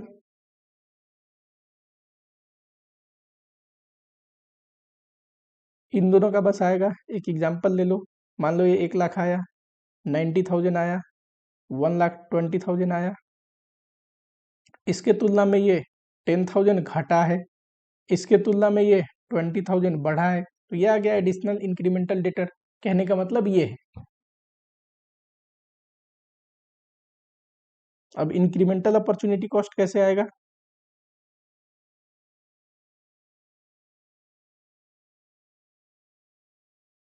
ये आएगा इंक्रीमेंटल डेटर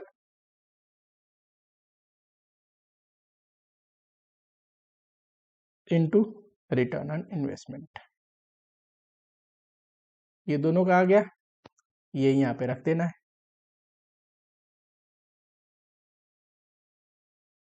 अब ऐसे फॉर्मेट को इंस्टीट्यूट अडॉप्ट करता है, यही इंक्रीमेंटल निकालना हो तो मैंने क्या बोला, इसको कंपेयर कर लो, इसके तुलना में क्या ये एक्स्ट्रा आया कितना, यही इंक्रीमेंटल बेनिफिट आएगा, नीचे जो टेक्निक कर रहे हैं उसके थ्रू भी। ठीक, एक तरीका है टोटल बेसिस पे डिसीजन लो और एक तरीका है इंक्रीमेंटल बेसिस पे डिसीजन लो। समझ रहे हो? दोनों में से कौन सा बेहतर है? कोई सा भी करो, सेम आंसर आना है, सेम डिसीजन आनी है, कोई फर्क नहीं पड़ेगा। थोड़ा टाइम किस में बच जाएगा, क्योंकि ये इंक्रीमेंटल फॉर्म में नहीं टोटल फॉर्म में फटाफट तीनों का लिख देना है, तो टाइम सेविंग इसमें होगा टोटल अप्रोच में, और टाइम सेविंग होगा इसीलिए मैं इस अप्रोच को फॉलो करूंगा। ठीक, इतना मेरे हिसाब से आपको रिवाइज करके आनी चाहिए। नेक्स्ट लेक्चर में जब इसको पढ़ेंगे तो आपको मैं दोनों अप्रोच से क्वेश्चन कराऊंगा। ठीक, इतना आप काम करो, रिवाइज करके आओ। डिविडेंड चैप्टर खत्म हो गया, रिसीवेबल मैनेजमेंट है, इसके बाद लास्ट चैप्टर बचेगी कैश मैनेजमेंट। ठीक है, होली के ड्यूरेशन में एक आध दिन वीडियो नहीं आएंगी, कोई बात नहीं, उसके बाद जो बच गए और प्लस थ्योरी व्योरी सारा चीज कंप्लीट हो जाएगा, उससे पहले तो मैं ये करा ही रहा हूँ। ठीक, तो चलो मिलता हूँ आप लोगों से कल के लेक्चर में, नेक्स्ट लेक्चर में रिसीवेबल मैनेजमेंट के साथ। चलो।